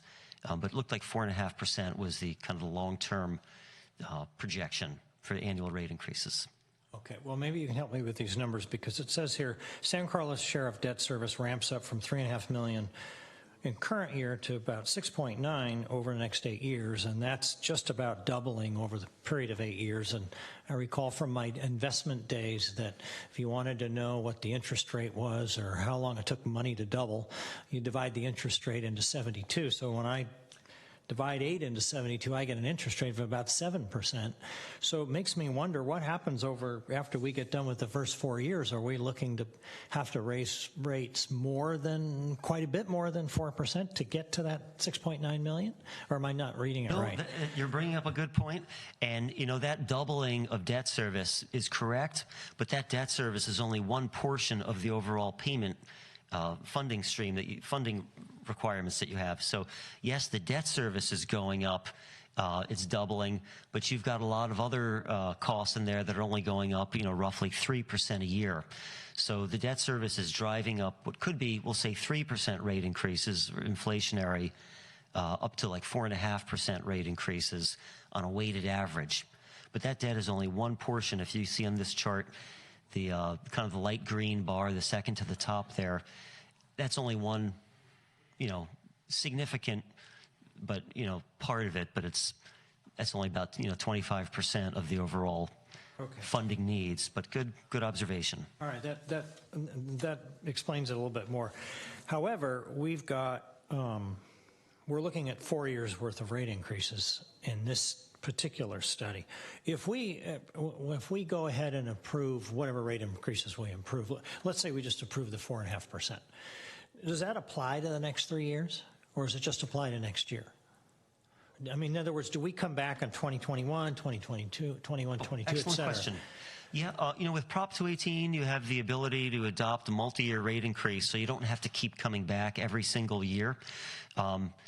That said, that's what's being proposed, kind of get it done now, and then you've kind of got the authorization behind you to do these rate increases for the next 4 years. You don't have to keep coming back for council, but at council's desire, you could always come back and revisit and say, maybe it's year 3 and it turns out there's some windfall in funding or something. Wait a minute, let's take a look. Maybe we don't need 4.5%. Can we take a behind the scenes look and revisit? Or on the other side of the coin, if Silicon Valley says, we said $850 million capital program, we meant $2 billion, as we've learned some new things. Hopefully you'll be fine for the next 4 years, but if something happened in that horizon where you thought you needed to take another look, you could look behind the scenes and then, bring the information to council, and you can always opt to take some additional action if you thought additional rate increases were needed. But the whole goal of this was to kind of get it behind you for the next 4 years so you don't have to keep coming back and get the authorization and go through the whole Prop 218 process every year. So our choice is we can choose to set this for the next 4 years. Yes. Okay. So let's say we do that. And after a couple of years, we do get that notice that says, gosh, it's not $850 million, it's $1.6 billion. Have we already committed ourselves to 4 years? We can't revisit that? You can. Yeah. Okay. You've given yourself the authorization not to exceed the rates that you're adopting. Not to exceed. If you did need to exceed, you'd have to go out with the whole Prop 218 process again. It doesn't often happen, but I have worked with other agencies. They insist they only want to do, 5% rate increases for so many years, but then they get to year 3, and it turns out that there's a new, regulatory action against them. They have to do something, so they have to go out for more. But it's very rare that happens, and you're actually in a good financial position right now where if there were little things to happen, you could weather the storm with these and come back in 4 years. So we don't foresee, Silicon Valley Clean Water, nobody has a perfect crystal ball what the capital program is, but they're trying to be reasonable, and they've now already done a lot of the engineering analysis, not all of it, regarding what needs to be done, versus at the beginning of the program, there was a lot of guesswork involved. So you could need to come back with an additional Prop 218, but the hope is you don't, and that this will kind of set you on course and take care of things for the next 4 years when you'd come back and reevaluate. All right. It doesn't commit you to never doing anything other than this for the next 4 years. Okay, great. Last question. So let's say all this works out, numbers look good, and I won't hold you to this, but what's your sense of the next 4 years, since we have an 8-year, there's a number out there 8 years from now, and we're only planning for 4. I mean, Are you thinking that we will continue along this 4.5% path, or is there a good chance we may be able to cut it back? Well, we did develop 10-year cash flow projections, so we are kind of looking longer term and only, recommending action for the next 4 years. But it looked like you would need kind of 4.5% rate increases going out for kind of the remainder of the 10-year period. And a lot of that's inflation, right? Because inflation's a few percent a year just to keep the revenues in line with the expenses. But on top of that, you do have the Silicon Valley Clean Water Capital Program that's elevating things a little higher than inflation. But it looked like you have 4.5% looking out each year for the next 10 years. So that's kind of the long-term course that you're setting. Okay, thank you. Other questions? I had one comment and a question. So a couple of times in the discussion you were having with Ron there, Alex, you were talking about inflation as a component of the rate increases. I think it's fair to say that for a lot of folks in San Carlos, when they would look at a number that we're pending approval of tonight of 4.5% a year for 4 years, that's actually relatively substantially in excess of what the current inflation rate is. Now, so my sense, I just want to confirm for their benefit, the other factors you've talked about, like the major capital improvement program that they're undertaking, that's really the cause of the sort of significant difference between what people might otherwise wonder, why isn't it about 2% a year? Yeah, no, you're exactly right. It's mostly driven by Silicon Valley Clean Water's huge capital program. So that's why, to fund that, their debt service, as Ron pointed out, is doubling over the next 8 years. So that's really what's driving in excess of inflation. And actually, thank you. Two observations for my colleagues. One is I just got finished doing a tour of the Silicon Valley Clean Water Plant, which if you have not done, I would strongly recommend you do. It's very impressive. I was a penny pinching finance guy for a long time in the private sector, and I have to say that they do a very good job of being careful with how they invest their money.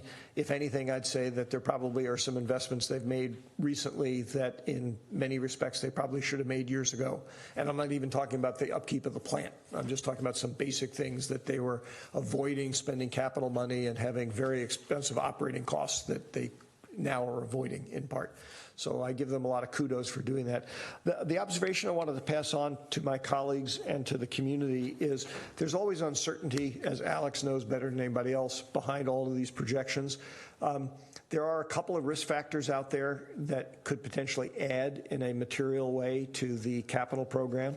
One we've talked about before, which is taking steps to avoid eutrophying the bay, which is if too much nitrogen and phosphorus from all of the fertilizing that people do on their yards and whatnot, that can cause a problem. That particular risk looks like if it's going to be dealt with, it's going to be dealt with somewhat later than initially thought, probably the end of the 2020s as opposed to the early part of the 2020s. On the other hand, there is another risk that it may not be quite as expensive to deal with, but still could be fairly expensive to deal with, and that has to do with transporting the final end product of the purification process, which is technically referred to as biosolids, colloquially referred to as sludge.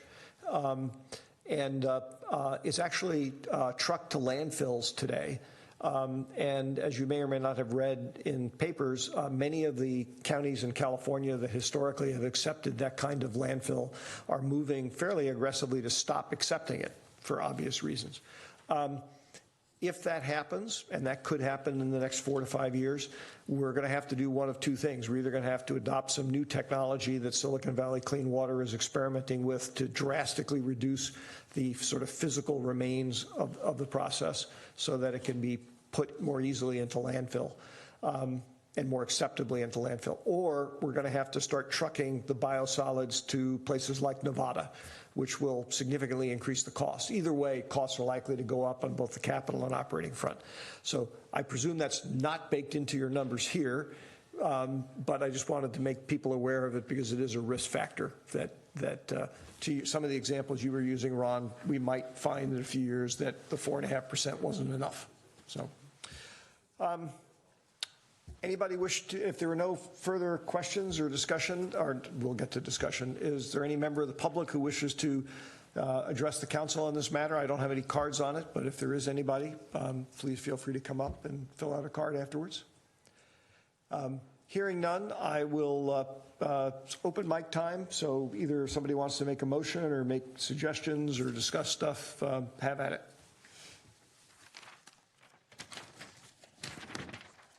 Mr. Mayor, I will move to authorize the city clerk to publish a notice of a public hearing to be held on May 13th, 2019, pursuant to Proposition 218 to consider 4-year increase in wastewater rates and introduction of an ordinance amending Section 13.08.160 of the Municipal Code, sewer service charges and fees.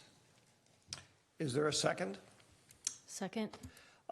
By the way, before we move on to discussion and perhaps voting, or definitely voting, Greg, there's no specific reference in here to the numbers. Well, tonight's procedure is just simply to set out the notice. So when you actually have the public hearing, the notice that's going out has the reasons for the rate increase and the proposed rate increases in it. I guess what I'm getting at is, so what the motion we are acting upon right now is to send out a notice that's based on 4 years at 4.5% a year. That's the part that wasn't clear to me. Okay, well, yeah, I think that's what that's the way the staff report's teed up, but it wouldn't hurt to make sure that's included in your motion if, for the record. Thank you. Would the mover of the motion care to amend his motion? All right. Greg, you want to advise me on how to amend the motion? You're just adding to it the four-year rate increase at 4.5% per year. All right. So amended to entertain a 4-year rate increase. Four-year rate increase at 4.5% per year. 4.5%. Yeah. Well, just to be clear, because the first year included the rate structure modification, so. Well, I think we're just trying to make sure the record's clear what you're doing. So the note, what you're authorizing by this motion, and I'll just kind of suggest some additional language for you, Councilmember Collins. Mm-hmm. The motion is, well, we have consider a 4-year increase in wastewater rates. Well, should I say at a rate of 4.5%? 4.5% per year, as proposed in the staff report. And such other rate adjustments in the first year as were also included in the staff report. That's more precise, Mr. Chair. Great. Is all that clear? Yes, that's clear for the record. I need to restate it because I'm not sure I could. It's just a motion tonight. We'll be really clear on that when you introduce the ordinance. So, right. But yeah, that's definitely. So moved as amended. Is the second? Did we have a second? I don't remember. Yes, second again. Second again. Okay, good. So you thought we knew what we were doing, but actually it's unclear sometimes. All right. Any discussion? If not, Crystal, please call the roll. Councilmember Obert? Yes. Councilmember McDowell? Yes. Councilmember Palmer Lohan? Yes. And Councilmember Collins? Yes. Motion passes. We'll move on to item 8B, consideration of adopting a resolution endorsing the San Mateo County Flood and Sea Level Rise Resiliency Agency proposal and commit to fund the expenditure of $40,000 annually for 3 fiscal years 2019-20 through 2021-22, as a part of the annual budget and agency startup. Good evening, Steve, again. Good evening, Mr. Chair, City Council members, Stephen Machida, Public Works Director. So I have the pleasure actually introducing Mr. Larry Patterson of Coast Consulting. He is actually helping the county form the Flood and Sea Level Rise Resiliency Agency. Some of you may recognize Larry. He actually was the former city manager of San Mateo, who has since retired. And so I would like to actually turn the presentation over to Larry.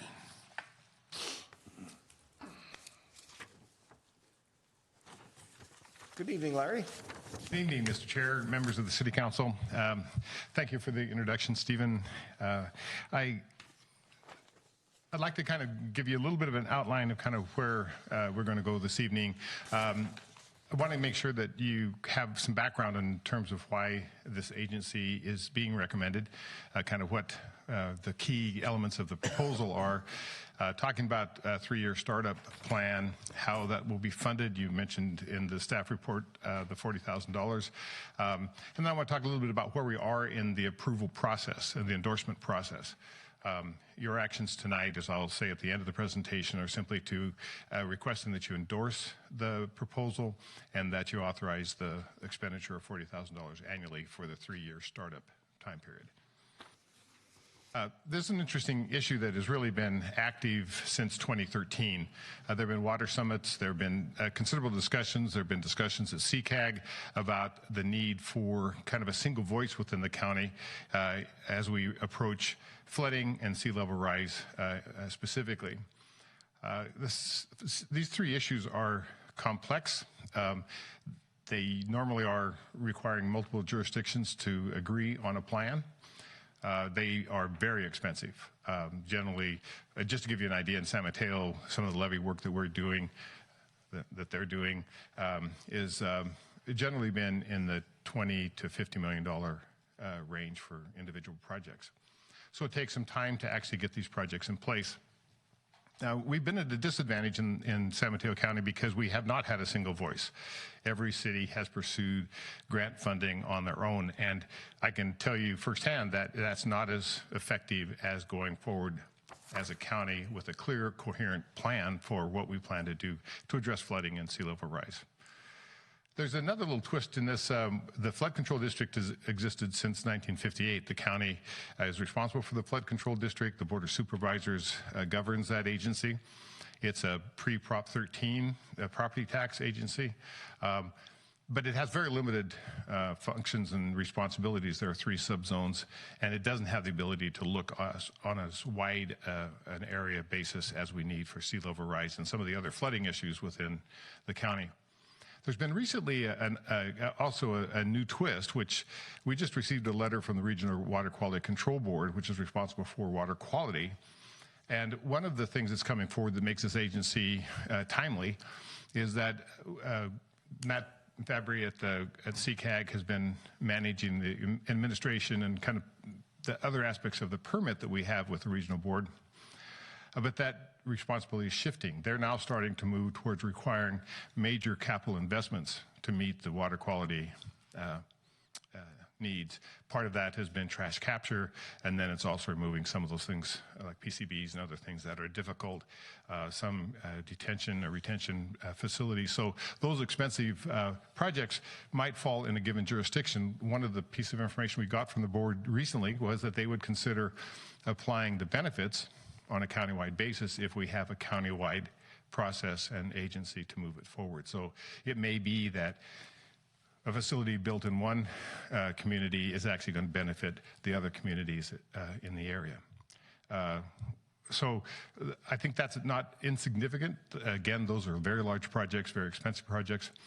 And it's really not as efficient if you kind of spread them around geographically. They're better being placed in the right place at the right size. And then once these facilities are in place, who's going to maintain them? And most local jurisdictions don't have the staffing and in some cases the expertise to be able to really maintain these types of stormwater and flood facilities. This agency that's being proposed provides an opportunity to address those issues. There's a process. CCAG, I think, took an important step when they formed their standing committee. It's the countywide Water Coordination Committee, and that committee formed the staff advisory team. I co-chaired that committee with Mike Callaghy from the county, and working with the consultant, we developed a proposal that went forward and was approved by the Water Committee, and that really is now referred to as the Flood and Sea Level Rise Resiliency Agency.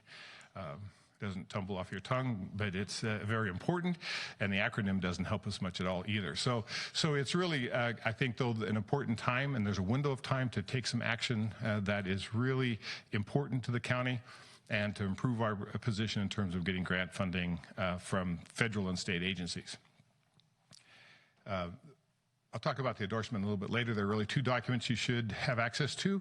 I'll also refer you to a website that where you can download these documents. One is the draft proposal itself that kind of outlines the details of what has been discussed and what's being asked of you for this startup period.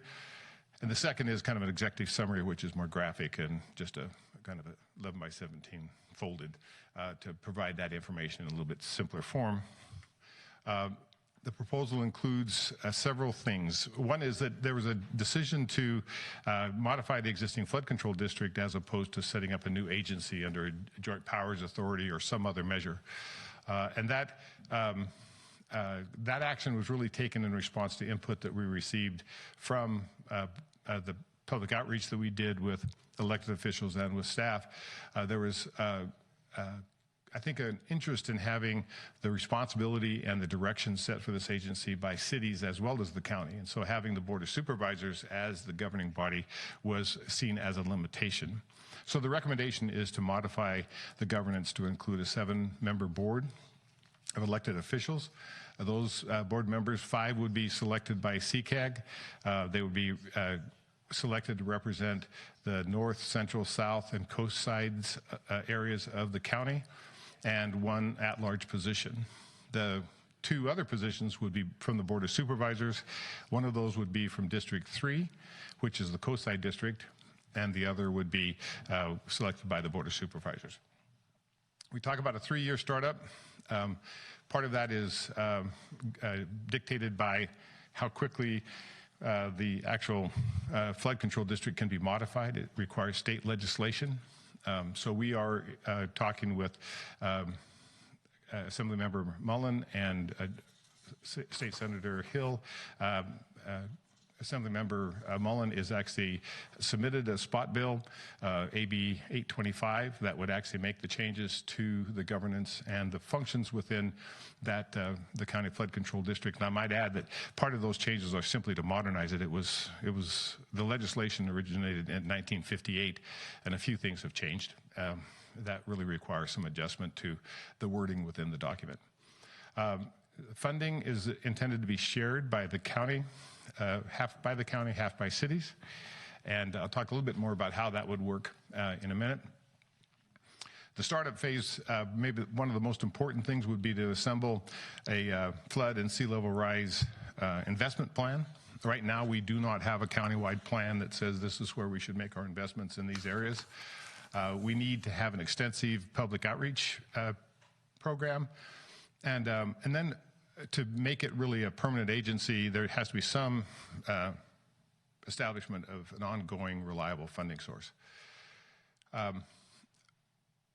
Two important things we're not wanting to happen is that we don't want to disrupt what's being done at the county now in terms of the flood resiliency program.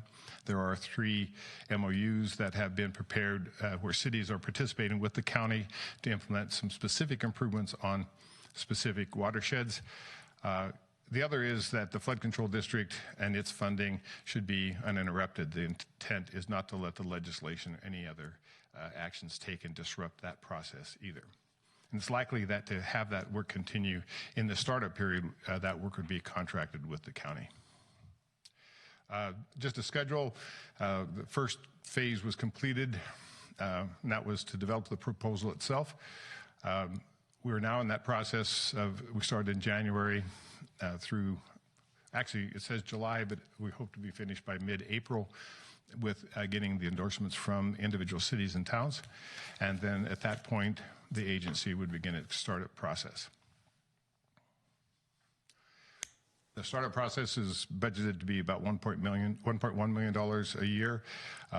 I said a 50-50 sharing. If you do the math, county providing $350,000 is not half of the total.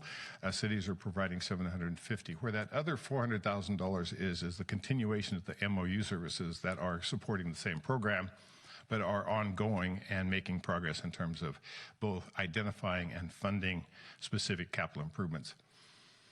When we look at the flood control district on the bottom row of the table, they obtain about $3.8 million annually from pre-Prop 13 taxes. Of that, the lion's share goes to the Colma Creek area. And again, there are just 3 areas where those funds can be expended. The other funding that has really been done at the request of CCAG is to support the regional permit and the work that's being done by CCAG and by Matt Fabry, who manages the program. And there are some fees that have been put in place that generate about $1.5 million a year for that program. So these would be expected to continue uninterrupted. You already had mentioned of the dollar amount, and I believe the dollar amount on this slide is actually wrong.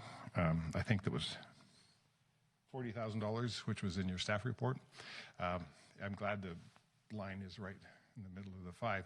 But the other part is that the expectation was that cities would share in this cost, and this is probably the only time in this function that population would be used to establish funding. It's being used because we don't have a plan, we don't have specific projects, and we're trying to do something on a countywide basis. So the thought was that the effort would be made to try to make the funding requirement modest, and every city sees that as having a different definition, but to be in a place where cities could obligate the funding over a 3-year period to support the startup functions of this agency, and the bulk of those funds would be spent on the investment plan. So far, CCAG and the Board of Supervisors have endorsed the proposal. Cities that have endorsed it, I'd like to say that we have 100% support so far. Belmont, South San Francisco, East Palo Alto, Half Moon Bay, and Brisbane have all agreed to endorse and fund the startup of this proposed revised agency. We have other things that are kind of pending. Atherton and Menlo Park had information items and will be coming back to act on the item. Both of them, I wasn't sure on Menlo Park. I just learned that that will be on April 16th. Atherton on April 17th to actually take action. For Menlo Park, I think that's on a consent item, as is the one at Coma, which will be this Wednesday.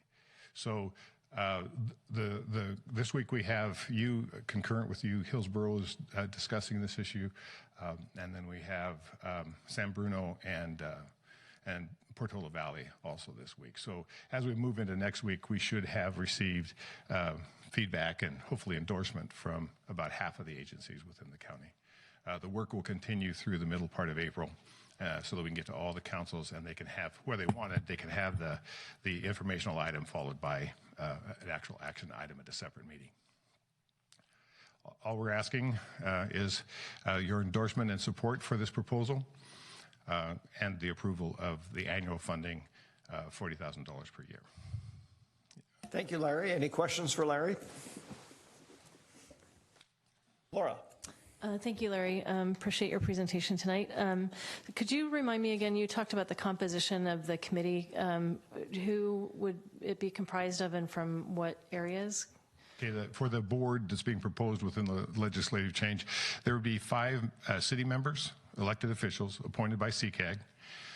One would represent the northern part of the county, one would be the central part of the county, one would be the southern part of the county, one would be the coast side, and then there'd be a 5th that would be at large. And then the 2 board of supervisors, one of which would be District 3, which is on the coast side. As I was reading this, I was wondering if you could share with us kind of where are we today with respect to sea level and bay level rise, and where do you expect that we're going to be in the next 10 years? Like, what does the forecast look like? I'll have to expand the timeline because sea level rise, one of the challenges we have with sea level rise is that it is not an urgent issue. It's not an apparent urgent issue. And so there's a vulnerability assessment that's been done by the Office of Sustainability at the county that has established a range of possible changes in sea level over first to 2050 and then to 2100. Those estimates, as it turns out, generally in the scientific world have been changing and going up in terms of the amount of sea level rise that's anticipated because of the increased rate of the ice melt. But off the top of my head, we're talking, if we look out into the 2100 range, it starts to look like something between 8 and 10 feet might be possible in the extreme case. But even in the modest case, it's going to be several feet of sea level rise. And that's kind of what many agencies have been using in their design along the shoreline. So could you talk a little bit about what are some of the general, I mean, I know there's not a plan yet, but this is part of what would be get there, but what are some of the ideas that have been tossed around about what needs to be done and what actions are taken to help mitigate the impact of that? I'll give you maybe 2 very different. One of the reasons the countywide agency I think is important because the issues are quite different if you look on the coast or if you look on the bay side.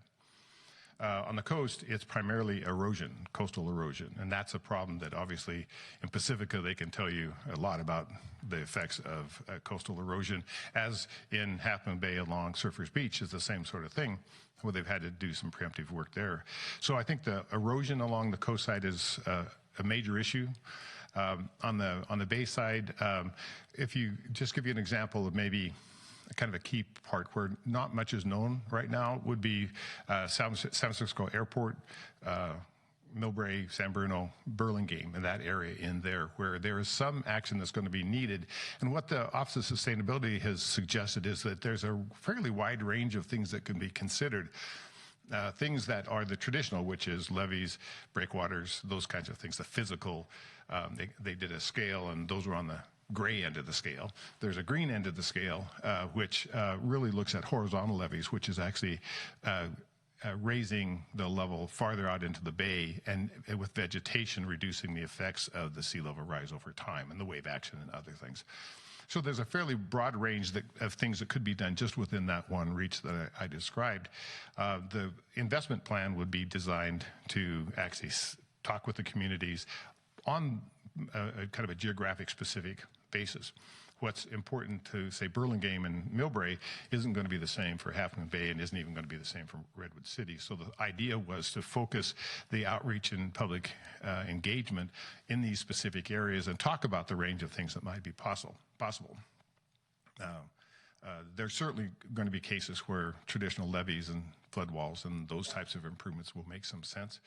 There are also going to be areas where there's not enough land that's owned to be able to do that. So there may be some challenges that require some different types of investments. So I don't know if that was too rambling and too. It's really a really broad range of possible actions that can be taken.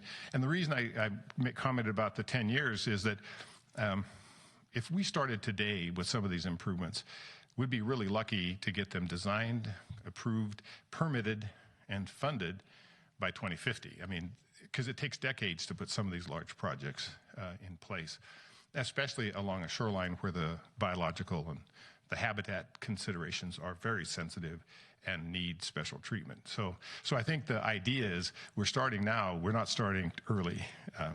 Fortunately, we're probably one of the first counties to really move this far ahead. So I think we're making that kind of progress, which is encouraging. We just don't really have a lot of time to wait and think about it because while the increments of change, if you look at the assessment, the vulnerability assessment, the increments look relatively small, but when you think about their impact, they've got a map that will show the inundation along the shoreline. That is frightening.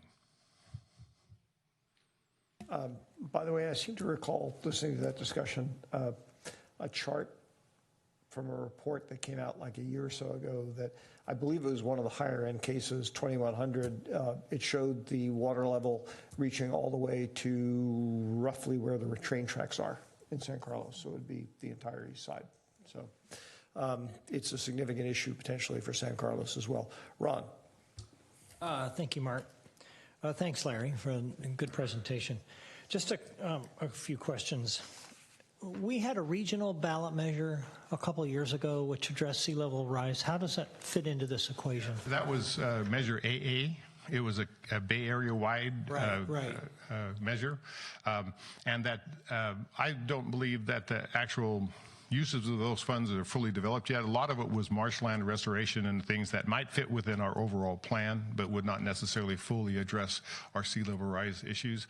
But that's going to be taking form. The way I like to think of it is that we don't have much of a chance to really attract that funding unless we can get our act together and come forward to them as a single voice with a coherent plan. And that's the idea behind this agency. Okay, so this really helps in applying to that for those Measure AA funds? Yes. So that we can tackle these things. Yeah, and I think the other part that we miss along the way is if you look at some of the state legislation that's happened in the area of flood control and flood management, you look at it, and I remember reading some of the legislation saying, well, this doesn't apply at all to San Mateo County. It really looks good for Santa Clara County and from out in the valley where there's been a lot of pressure to improve the levees. And the reality is that some of that work is done in advance of the legislation being signed that shapes a bill to better suit the needs within an individual county. So the Santa Clara Valley Water District is in Sacramento working on getting good legislation, and we don't have that voice. And I think we've got to start exercising that single voice. All right, and I notice that we're allocating money just to start this agency up, right? That's all. That's all we're doing at this point. So, looking at the long-term vision, is the purpose to just coordinate funding and construction projects and whatever else we need to do to mitigate what all the flood threats are and sea level rise? It's sort of part and part, right? There's part flood, part sea level rise. That's correct. Okay. Do we know where potentially the funds will come from? Will they be state, federal, local funds? Yes. All three. Yes, to all of the above. Yes, all of the above. I think the expectation for what we're looking at, I mentioned in the presentation an ongoing reliable funding source.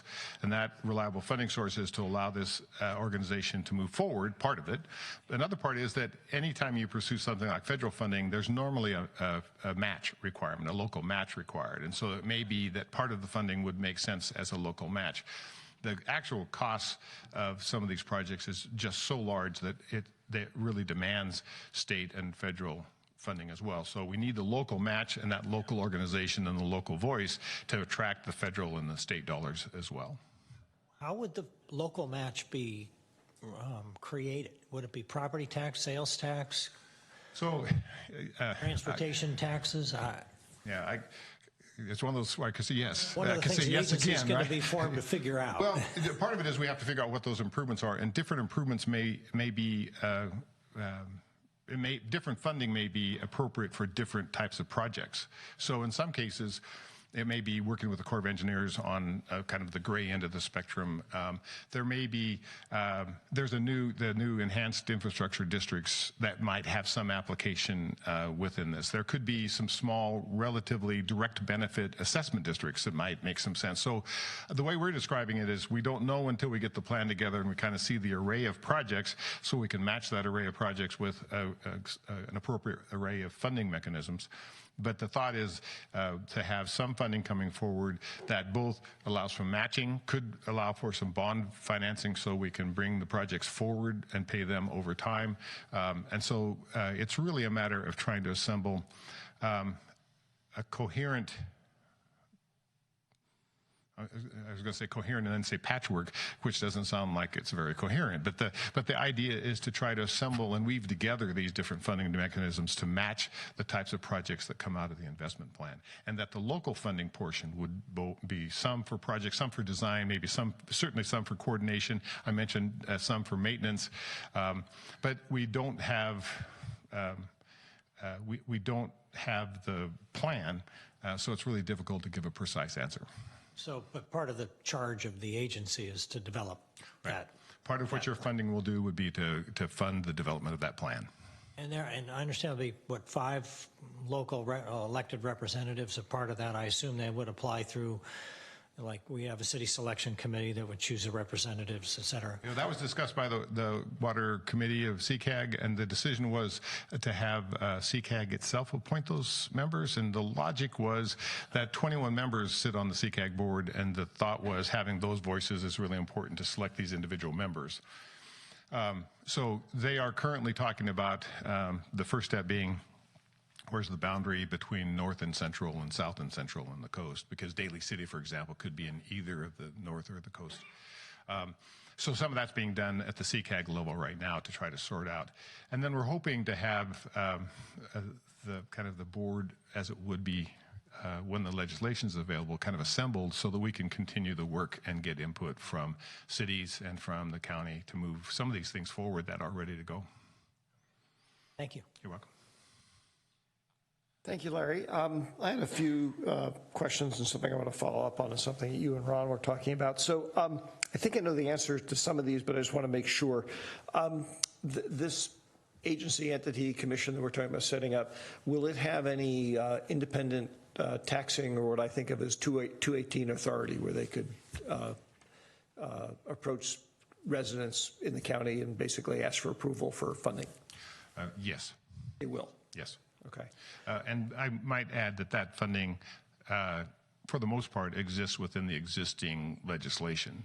And the flood control district is a countywide agency. So it's not as dramatic a change as you would think. It's there. What wouldn't be available, obviously, is the pre-Prop 13 property tax. Okay. Could you also explain to me a little bit more how stormwater fits into this? When I have to admit that I've heard your commentary, but when I looked at the title of the commission and what I thought originally was its original focus, I had a little difficulty seeing how stormwater, even though it is a significant regional issue, how that fits within this rubric. Well, it turns out that both the staff advisory team and the water committee had the same challenge. And part of it is there was not an intent to try to manage or control local stormwater systems. That's really the local agency's responsibility, and it's tied to land use. So there was no interest in kind of affecting the local control issue as it relates to how you run your own city. So there's a line drawn around the local system, and the question was, well, what is the way it was described as regional stormwater facilities? And so the examples of that could be things like the Bayfront Canal that's being evaluated for the Redwood City area. It's the navigable slough in South San Francisco, and some of those projects. I lost track of where I was headed with that, but the idea is that that the agency is very likely going to continue the process of getting agencies together that have a common interest and an interest in collaborating to get something done. That's what was done with these MOU projects that are currently in place. So the thought is that there would be an effort to try to advance that same concept on a countywide basis. Okay. My next question, I think, is probably either for Jeff or Steve or both. Obviously, the vote we're taking tonight is not going to, in and of itself, decide whether or not this agency comes into existence or not, but it's part of that. How does staff anticipate, foresee, visualize city staff working with this new organization, and how does that relate to addressing concerns, let's say, specifically focused on San Carlos? Well, we would anticipate working primarily through our Public Works Department with probably some assistance from planning as well in terms of some of the maps and whatnot in kind of a TAC type situation where there are staff members from all the various agency communities working behind the scenes to talk about their projects, the studies that are being done, so that we can make sure that we're getting our best data included into their studies so that we have a good and usable product that comes out of the other end. And then, of course, passing that information on to our elected officials to advocate for projects that would benefit our city, because I'm sure all our projects are going to be the highest priority in the study. Of course. Right. So that's what we pay you for. Exactly. So typically, this is, there's certainly some new elements to this model, but it is, I think, largely predicated on a model that's been successfully used in this county for a number of years, because, I think as Larry was pointing out at different points in his presentation, we, as a county, sometimes we suffer from not having an 800-pound gorilla city in our county, as San Jose or San Francisco or in Oakland, who can really, on a larger regional issue, really beat the drum in the state or, back in Washington, D.C. to secure some larger funding. And so we've learned over the years in this county that we can be much more successful in competing with some of those other counties for funding and support when we take more of a team approach. But within that team approach, there's still an ability for us to advocate for our own interests and residents as well. One other general question, again, I think this is probably a Jeff question. Those other multi-jurisdictional commissions, JPAs, whatever you want to call them, within San Mateo County.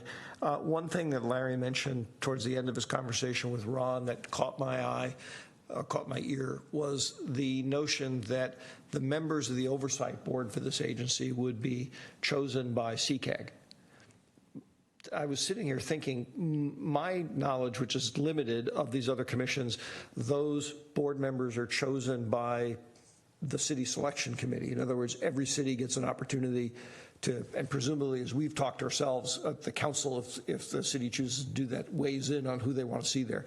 I'm not familiar with any other agency where a group of people who are already one step removed from the sort of electorate are now going to choose a group of people who are overseeing this admittedly very important job. Do you know of any like that? Or Larry, I should have included you too. Sorry.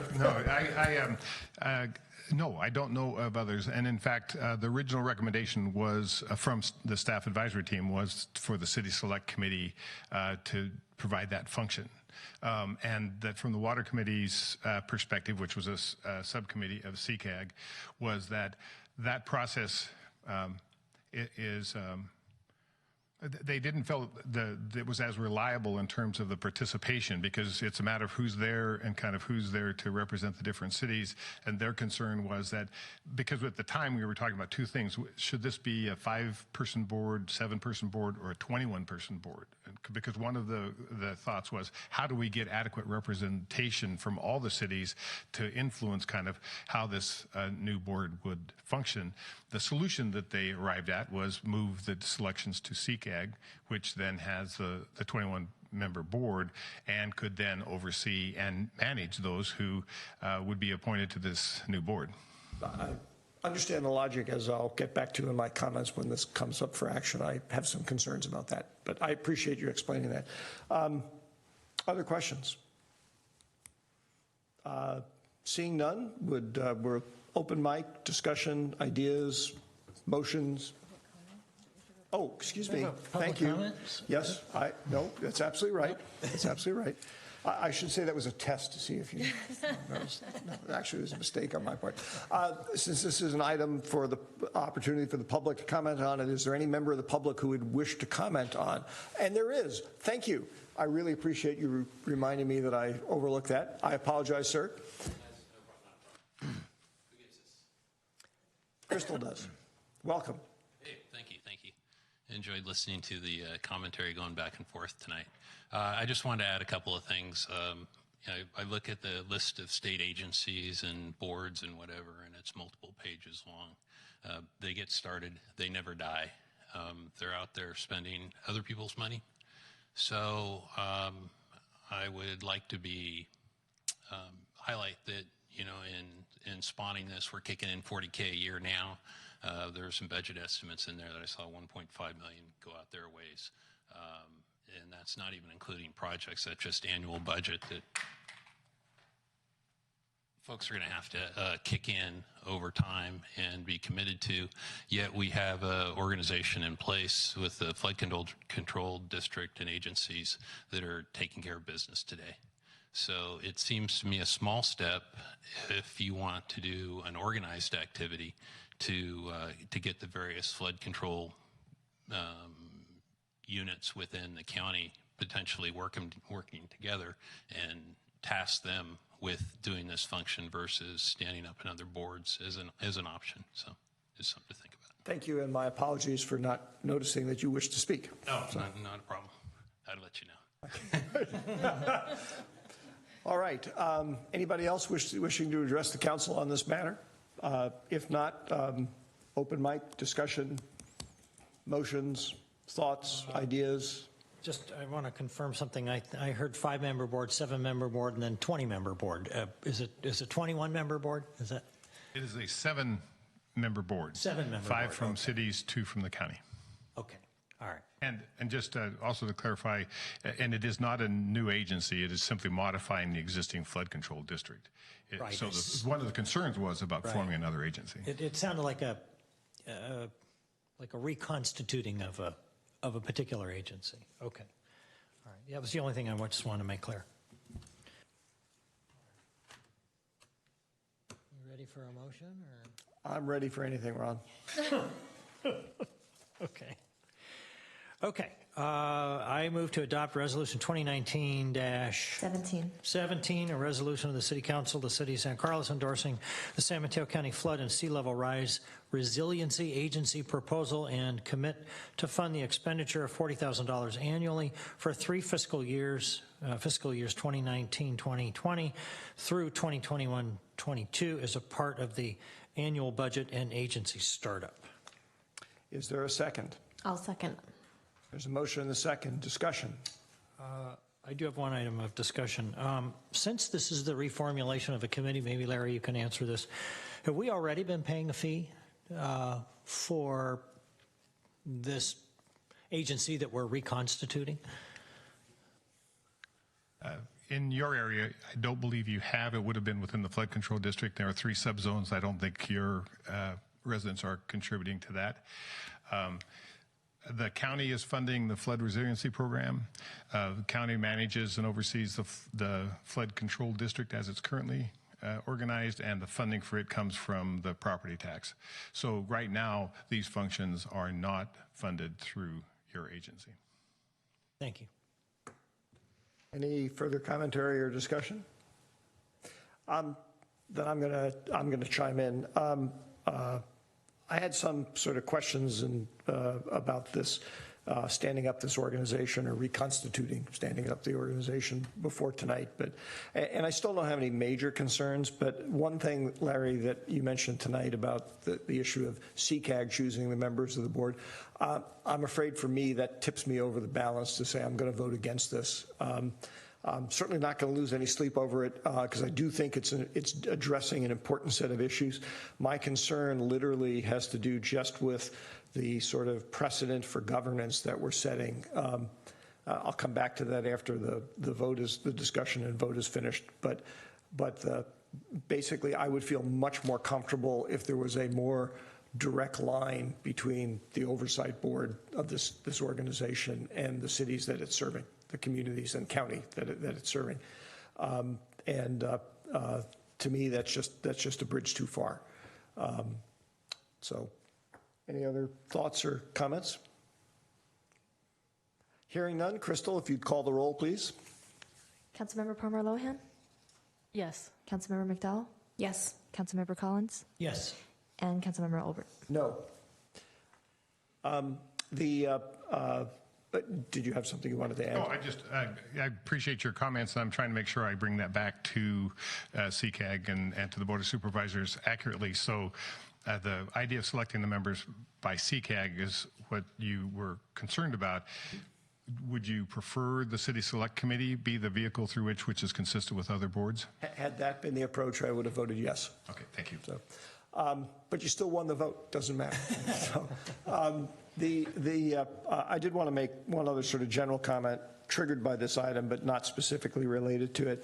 And obviously, my colleagues, I appreciate hearing your thoughts on it as well. Although, if we're really going to go into it, we'd have to agendize it. This is a great example of, I think Jeff touched on it. We don't have a 900-pound gorilla city in this county. And if you look at many of the commissions and JPAs and whatnot that we have, that's a real challenge for San Mateo. As we get more developed and our population grows and our economic base grows, which has been growing out of sight for the last 10 or 15 years, and it shows no sign of abating. Personally, I really wish that we would find a way to develop some kind of county level, I guess I won't say regional, but county level government that would be responsible, would have its charter, would cover certain things like this that literally are multi-jurisdictional. And we would just all cede authority to them to take care of that and have separately elected people on that. Because just to me, that seems a lot cleaner when we start doing things several levels removed from electeds that the people in the street actually get to vote for or against. I get increasingly nervous about it. And I suppose that's part of the reason I also was not comfortable about CCAG doing it. Any other thoughts that people want to add? Or if not, we will move on to, that finishes our business. We'll move on to council communications and announcements. 9A is reflections and agenda setting. Thank you, Larry. Thank you, Larry. I had a couple of comments here. Ron, go ahead. Okay. I just want to report on a couple of meetings. I'm getting used to going to these 2 long meetings 2 days in a row, Samtrans and Caltrain board meetings. The Samtrans meeting was interesting. They mentioned that the Highway 101 Managed Lane project has started, and I think people probably saw some mention of that in the local newspaper. One good news piece about Samtrans is that while ridership is declining, it is leveling out, or flattening is the word that they used. The other item related both to Caltrain and Samtrans, and that is because Samtrans owns the right-of-way to the Dumbarton Rail Project. They had I think 4 public meetings. They had over 700 people attended these things. People are very interested in it. As a refresher, Facebook and the plenary group, I think, are proposing to partially fund this project of a rail corridor, which would involve rebuilding the rail line over the water into Fremont. What kind of trains they run on it have yet to be decided, but it's a fascinating idea. There may be a stop at North Fair Oaks. It's a big thinking project that is probably going to play out beyond my lifetime, I hate to say. But anyway, that's all I have to report. Let's hope it doesn't play out beyond your lifetime. Other comments? Laura? Yeah, so I attended as an alternate the SWBMA meeting last week, also known as the Garbage Board. And there was some discussion around the wish to continue to more precisely separate materials. So Rethink Waste and Recology work really well together to make sure that the contamination of our materials and whatever we can sell on the secondary market is really very low, and it's about 5% now. And so they're looking at investing in some equipment that would further reduce that contamination number. So that was heartening to hear about, and it's a secondhand set of equipment, so they're not paying top dollar for that. And then just general discussion around interest in moving away from single-use plastics. And Trader Joe's, for example, just recently announced that they're going to move their packaging away from single-use plastics. So I think that there may be more discussion in the broader community about how we can be environmentally conscious and sustainable on that area. And then on the same day, attended the Peninsula Clean Energy Board, where I am the representative for the city. And the discussion there was in large part about programs, funding programs that will accelerate the installation of charging stations to address range anxiety and increase the adoption of electric vehicles, as well as some other promotional programs to get people exposed to electric vehicles. So that was also a really interesting discussion.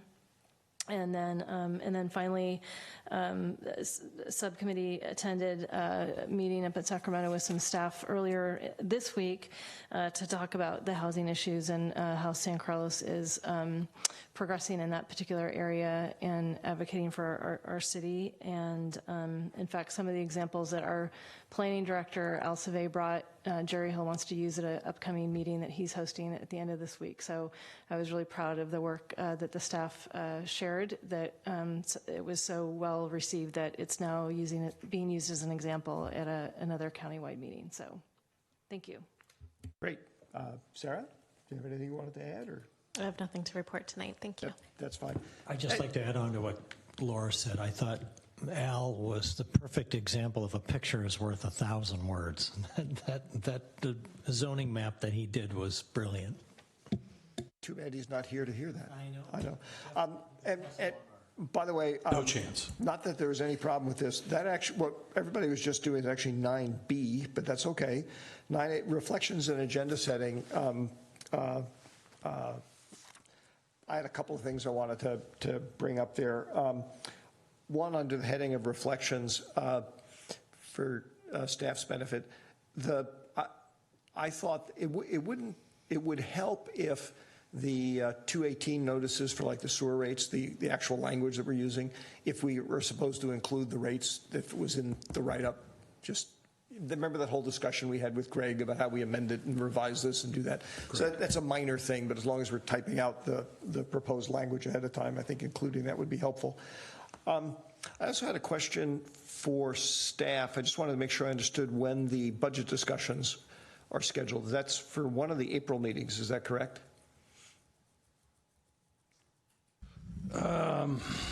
Off the top of my head, I don't recall. I want to say they're actually in June.